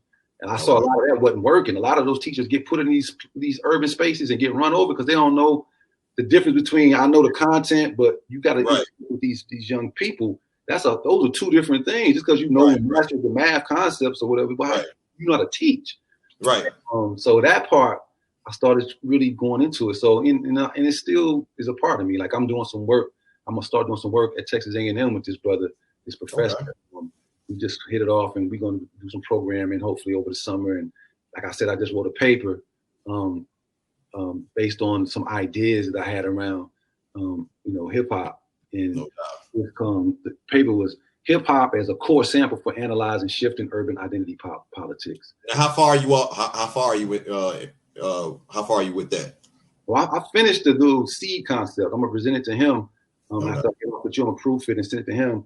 But I had another program, a bridge program, where I created a way for universities and high schools to interface more, to create a pipeline of students come in to become a Black or African American studies major, and then the who are in African American studies at college to become interns and mentors to the high school, to where they can both use the spaces interchangeably and create programming and become in each other's world. Like that should have been happening. I'm like, how come y'all? My fiance, she's a school teacher. That's why I'm glad we having this conversation. She's a elementary school teacher. Oh, that's the work right there. Fourth grade is where all of the bull crap starts. So she's really going to enjoy this segment because me and her have conversations, and of course she's more knowledgeable about this stuff than I am. But as far as like the curriculum, do you feel like the curriculum that a lot of these schools schools have to follow, do you feel like it kind of stifles you or teachers as creators, as innovators? What's your take on that? Oh yeah, for sure. Like let me see. The school system, like the whole. When we talk about that, we talk about stuff like that all the time because she's like you. She's like you. She has this vision of things that she wants to do, but it's like it's in the confines of this and that and this. So expound. Public education as a common space only came into existence in the first place because they wanted to teach slaves how to read the Bible. Like literacy became something that the slaves were able to learn after Reconstruction, just because they wanted people to read, turn the other cheek and stuff like that in this Bible. We're gonna make sure you niggas read something, know something. Well, y'all gonna read that, And so public education is kind of coming. That power dynamic was already skewed to begin with, and like at some of the colleges, you weren't permitted to teach the science of agriculture and things that were sustainable and stuff like that for Blacks. They couldn't take those kinds of courses. So education has been habit training. It hadn't been education. It's to educare. It hadn't followed their rule. In the banking model, the deficit model has been too much, where teachers feel like the authority and the kids know nothing, and you just open their head and pour something in. Not really. These students come to the table with a wealth of experiences that you can't even fathom. They are already a text they're a chapter of a book that makes up the class that hopefully they'll share with you. Like people have the wrong idea what educational spaces are. Truly educative spaces are student-centered. It's around the universe of that person. And it's got to be dope enough to juggle their skills to feed that. And, education also, I think what's short-sighted in education is it's way too much emphasis put on like getting paper for paper or degree. Like if you drop all of us PhDs and all of us people in the jungle or in the woods, we wouldn't know how to survive. We wouldn't know nothing. We would just be out there dying because we don't know shit. And so, like, who prescribes what knowledge is the key, and who can name things is the key to language game. So I feel like the artisan scholar should happen. Like, there should be a vocational technical element where people learn a trade as well as be the top math student in STEM and all that. Like, school should come with when I graduate, I'm gonna know how to put up drywall, and I'm gonna know how to be a scientist or mathematician, or I'm gonna know how to cut hair, and I'm gonna know how to be in academic spaces and write a research, based paper, or I'm gonna know how to put up drywall or some electrician. Gotta have some type of balance, You need to have a trade, and you need to have vision enough to know how to create a company based off that trade and do it for yourself and employ your own people and teach them trade so they can do it themselves. But then it can be fortified with the experiential knowledge of the core subject matter too, the English, the math. Like those, we're missing. Like, they look pejoratively on like trades or vocational technical schools. Like, oh, you the one fixing them cars and that trade, folk tech. But them dudes come out of high school with jobs, and they actually apply what they learned in real time and make, like, they the ones who were smart. Right. So I'm feeling like education is short-sighted. Also, education should be contoured towards that people's dilemma. Like, for Black people, our education in terms of what we need to kind of navigate society should be full of things that have different problem-solving aspects to it than just a regular old science. Yeah. We should have that. Right. We should have things that are connected to our culture, Our culture and our unique situation within the larger America. Like, we should have a solutions class, right. Manifestations class, where the whole impetus is to begin something and end something. Whether it's lunch, whether it's watching a lima bean grow to fruition, or whether it's a project that you start and just to complete it, or making a track. Let me see you finish it. Like, some beginning and finishing the job. Like, that should be a class so people can have that follow through. Do you feel like a lot of a huge part of the educational system is kind of like culturally or socially biased? Oh yeah, of course, because of the way it came into existence is because of a culturally biased concept. It's never to grow lifelong learners who truly understand what they're learning to utilize it. It's to plug them into school is an economy of scale that the product of which plugs into the workforce that's already set up. Which kind of worker are you going to be? Well, what about owner? What about, what kind of owner are you going to be? Like, it's designed to keep you in a subordinate status in the class structure, and class is racialized. Right. Like, school is like this lab, this factory that spits out subordinate people. Exactly. It's like a lack of autonomy. Yeah, and then even at my level, the so-called PhD, we got to cite and reference old dead white dudes, like, to validate if I got a unique thought, if ain't nobody else said it and I can't cite them, then it's not valid.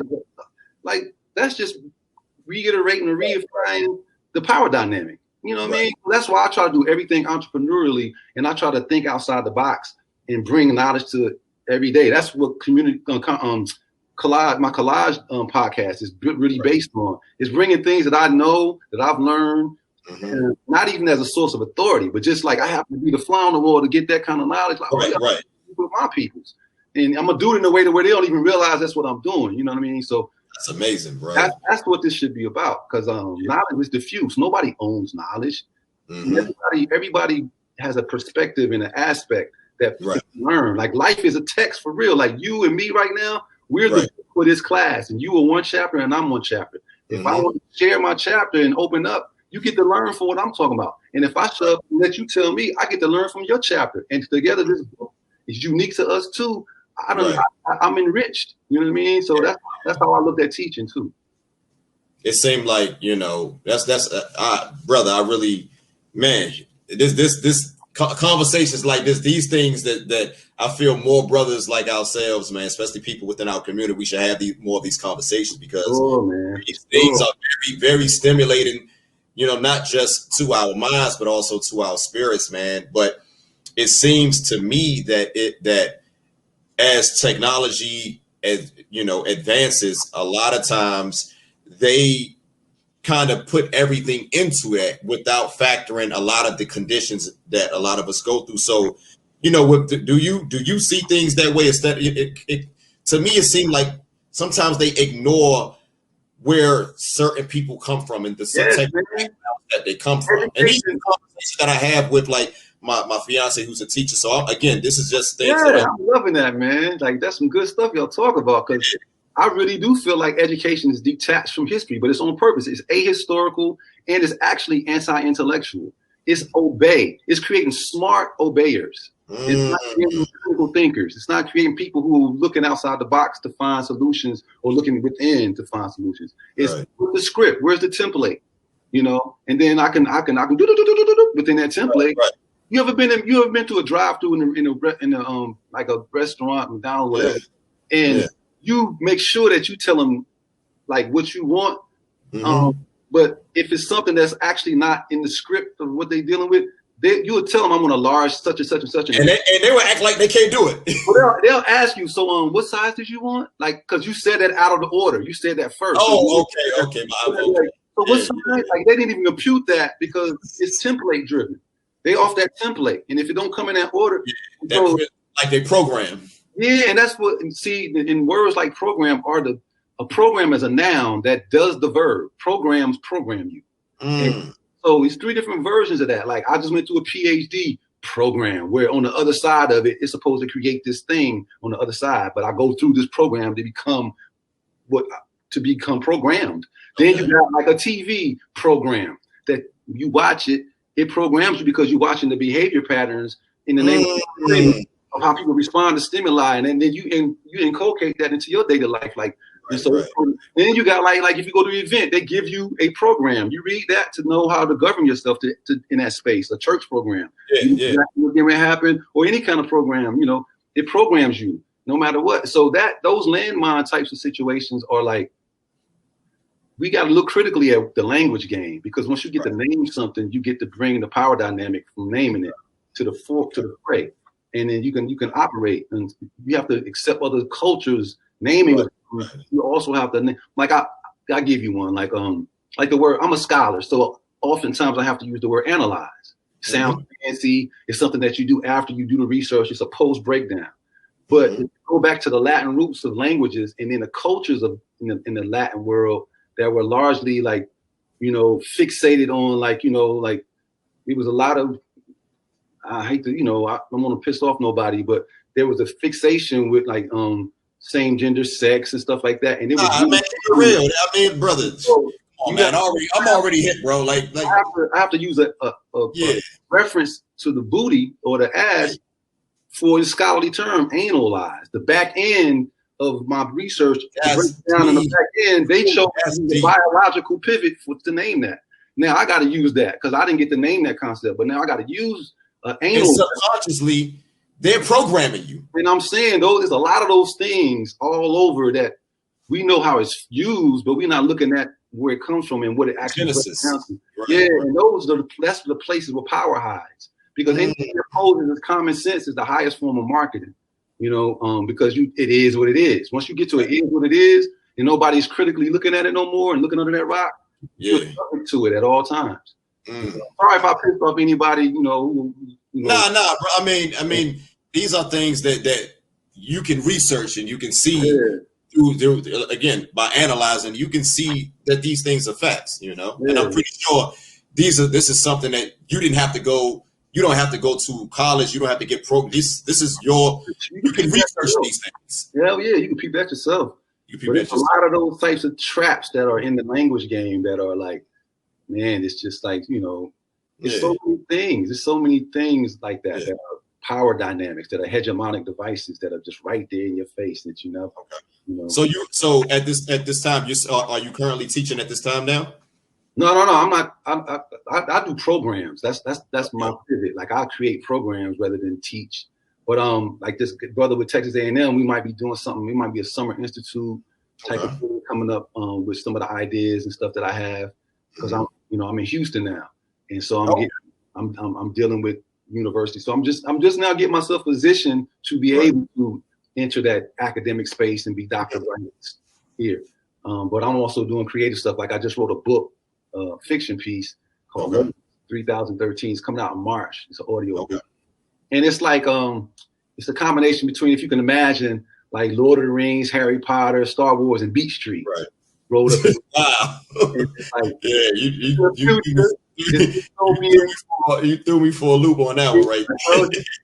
And hip hop is believed to be a white cultural product.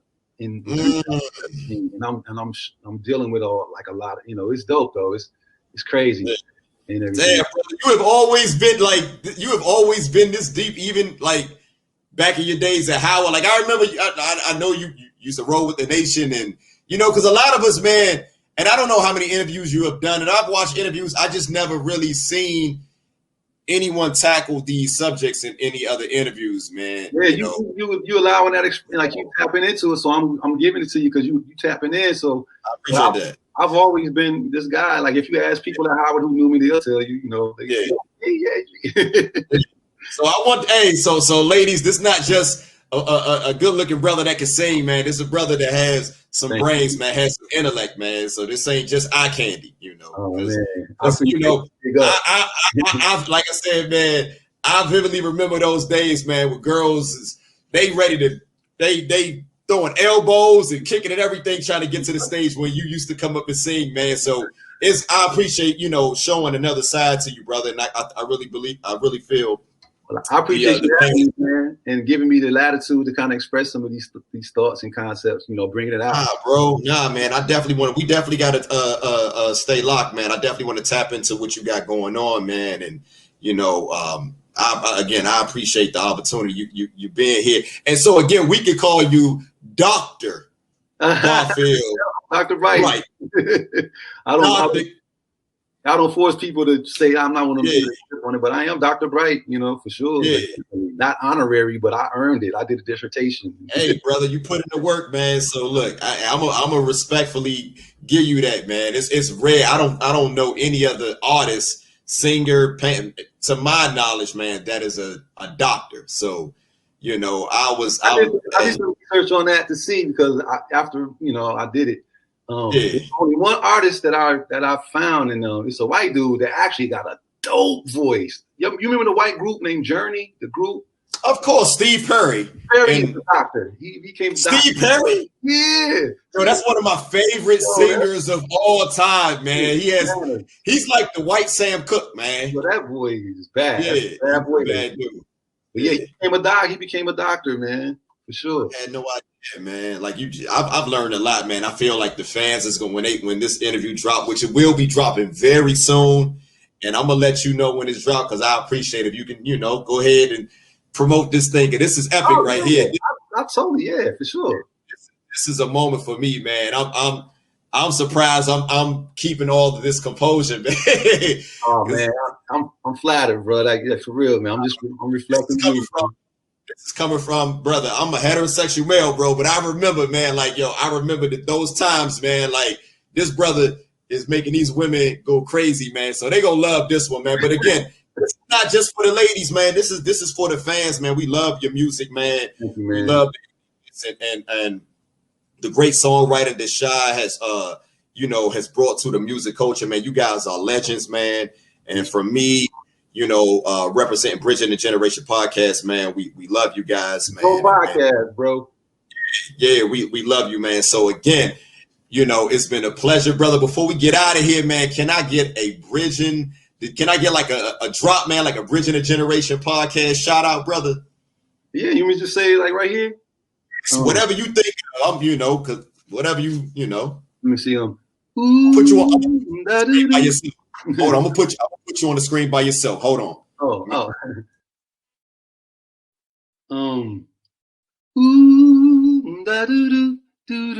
Yo, this is your boy Garfield on Bridging the Gap podcast.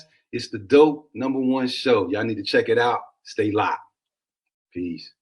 Hey, one more. I hate to do this, man. It's Bridging the Generations. Oh, my bad. I'm gonna edit all this shit. I'll do another.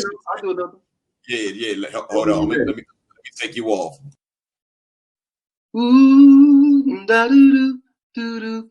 Peace. This is your boy Garfield on Bridging the Generations podcast. Chilling. Make sure y'all tune in and keep it locked because this is the dopest podcast out there. That's word. Peace. Brother.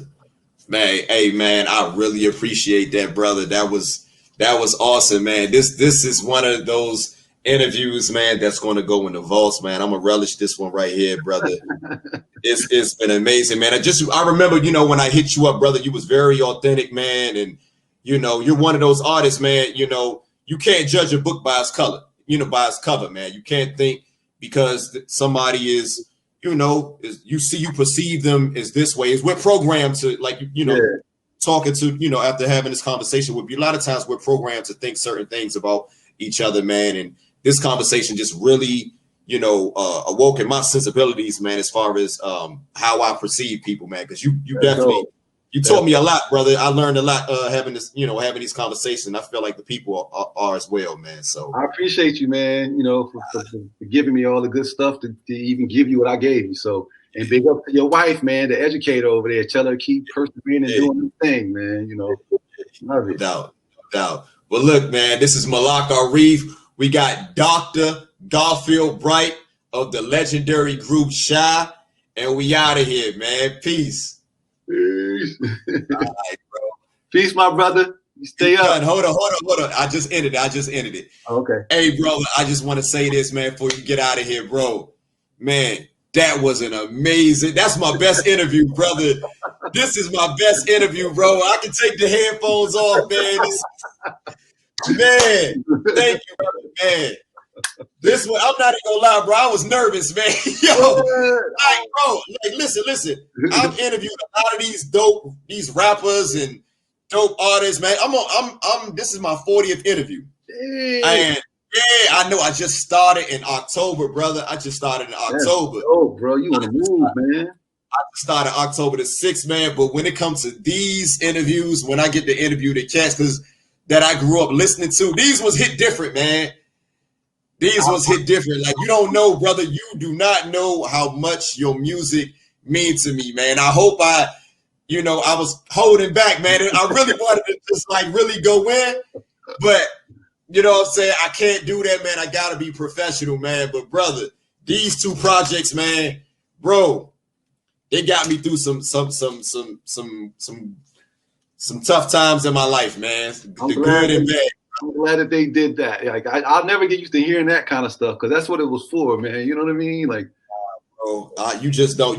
I don't think you understand, bro. Like, I think you understand because you've heard it probably a million times, but. Bro, I am a diehard. Bro, I've had this CD since 1995.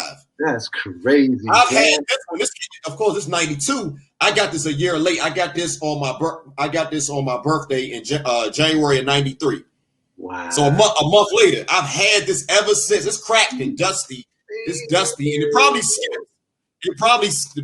It skips a little bit or whatever. But these are the originals, man. These are the originals. So wow. If it's any way, brother, I would really appreciate it, man. If I could just give me a P.O. box, bro. Like, you know what I'm saying? You want to write my address down, or you can just I ain't trying to get all personal, bro, but you can give me a P.O. box or whatever, bro. I just got a home address. Like, I just give you my, tell me. Yeah, I'm ready. You got the big pencil out. Look at it. Yeah, brother, this is a moment for me, man. You don't understand, brother. Okay, it's 15015. Man, it is an honor, man, to be able to chop it up with you, brother. This is I keep saying this is my best interview, brother. And this is my 40th interview. This is officially my 40th. This has been my best, man. Like, I really feel like, man, I'm moving in the right direction, man. If I can continue to get dope artists like yourself, man, Come on, man. You got something, man. You got something. You think so? Yeah, you just keep being you, man. Your name is Master, right? Yes, sir. Yeah, yes, sir. So and 40, chapter 40 is the believer, I think. Yeah. So that's all symbolic. Yeah. You know the math and all that, man. Yeah, I dabble with the nation, man, a little bit, man. So I respect all of that, man. I gotta, I don't know how deep you into that now, but brother, I've been through all of that, man. I've had my. Your name is powerful. You got a powerful. Yeah. My son. I named my son. My son is named. He got the same name. So you know what I'm saying. I named him first. and then I changed my name. Wow, that's crazy. Have you ever heard that before? Oh, that's so crazy. Yeah, like because I said, man, I'm going to reinvent myself, man. Like that my previous name was Marvin. You know what I'm saying? And I said, man, that person is dead. So I'm the master of my destiny. That's you know what I'm saying? Cool. So if I give my son, if he the master, I definitely got to be the master. You know what I'm saying? So that's crazy right there, bro. Yeah, man. So brother, not going to hold you, man, but man, this has been an honor, man. I can't wait. I was going to think about holding on to this one, man, but I can't, bro. I can't. I gotta let this one fly, man. I gotta let this one fly because I want to go in a different direction. I know you talk about hip hop, and but what I'm trying to do, man, I'm trying to bridge the gap between hip hop and rhythm and blues, man. Like I don't feel like people are really like for some reason, and maybe you see it differently, man, but it just seems like brothers, man, they don't love rhythm and blues like they once did, man. I don't understand it. Like when back in the day, man, I remember when you guys was out, bro, it was you, it was Foosh Niggas, Positive K, Kim, like all of y'all got love, man. Like it wasn't really no separation, man. It seems like nowadays, if you're not doing rhythm and blues, if you're not doing R&B, that has this hip hop texture to it, like they not rocking with you, and I don't like that. Like it gotta be a distinction, man. I was just talking to Steve from True. I just interviewed him, and we had a great conversation. He's a great writer too. And yeah, man. And he brought that up as well, man. So it's just like, man. Like you as a vocalist, man, you are like a real vocalist in the way that you broke down. I thought I know music, man, but the way that you was breaking down as far as like the intricacies, man, of singing and stuff like that, man, I really appreciate that. That's really good content, man, and that's what I really want to bring forth as I go further, man. I want people to know, man, that like hip hop comes from rhythm and blues, man. It comes from blues, man. So we can't forget about artists like yourself, man, that's legends that laid it down. What you guys accomplished, bro, it can never be taken away from y'all, brother. Big ups, man. You guys are in concrete, bro. That shit is set in stone, bro. It's like I don't care, 20 years, 30 years, when you in the ground, when I'm in the ground, bro, these songs are going to be played, bro. That's crazy, man. That's so crazy to think about. I know I could be long-winded, man, but I just had to say that, bro. Like this, I appreciate all of it, man. And thank you for that energy, man. And holler at me anytime. You got my math and you got my connection. Yeah, no doubt, man. On the successes and stuff too, man. Like if you got a dope interview that you did that you just want to let me know. Like I just interviewed dope. To holler at me. Man, I appreciate it. I try not to be like too personal with cats, man. And I don't like to be, I try not to be starstruck, but bro, like I wouldn't say I'm starstruck, but bro, like I appreciate what you do. I like what you guys have accomplished, man. I appreciate the work and the craft that you guys put into your music, man. And then knowing that you as a human being is a real dude, like you just not some celebrity, like you actually a human that got real emotions and the way that outlook on life that's beyond what was thrown in our face as far as being celebrities and public figures, man. Like you a genuine dude, man. And thanks, I appreciate that, man. That the music is gonna resonate more. It's gonna resonate more. That's dope. Yeah. That's dope. Well, that's the highest compliment you could pay me, man. It's for real. I appreciate that, man. Bro. Yeah, me and my fiance, we probably watch this interview tonight, man. We probably, or maybe tomorrow, man. She's gonna be mind blown when we get to the part about the education, because again, she's trying to be a vice principal. Ooh, administrator. Yeah. Administrator. So she's gonna love it, man. She's a diehard fan, man, and I would, if it wouldn't be too much, bro. Like when we about to get married, man, like I'll pay for your ticket and everything. You know what I'm saying? But if it ain't too much, like just give me a little price, man. Please don't. You ain't gotta hit me over the head, but I can pay for the room and the plane ticket. But I would love for you to like sing at our wedding, man. If it ain't too much, bro. Well, I definitely. You in DC? Yeah, just think about it. You ain't got, what I'm saying? You're a busy man. Let me know when y'all getting closer to it, because I got to definitely check my what I. Yeah. I don't want to. I don't want to be that guy, man. Brother, man. I wouldn't mind, popping up and doing that for you, man. It's a little something and stuff like that. I wouldn't hit you over the head. I would just go up there put me in a room or something, you know what I'm saying? I would even, I just sing something. Or if it came down to me, I just do something FaceTime if I can't be there or something. That would work, brother. That would work, man. I hate to be that guy, man, that asks for stuff like that, man, but you know. It's all good, man. Just keep me posted about your successes and stuff, man. I want to know that you're doing good and stuff. No doubt, brother. Well, look, man, it's been an honor. I'm not going to hold you up any later, brother. Thank you, brother. Love you, brother. And you have a good night, man. Peace, bro. Peace.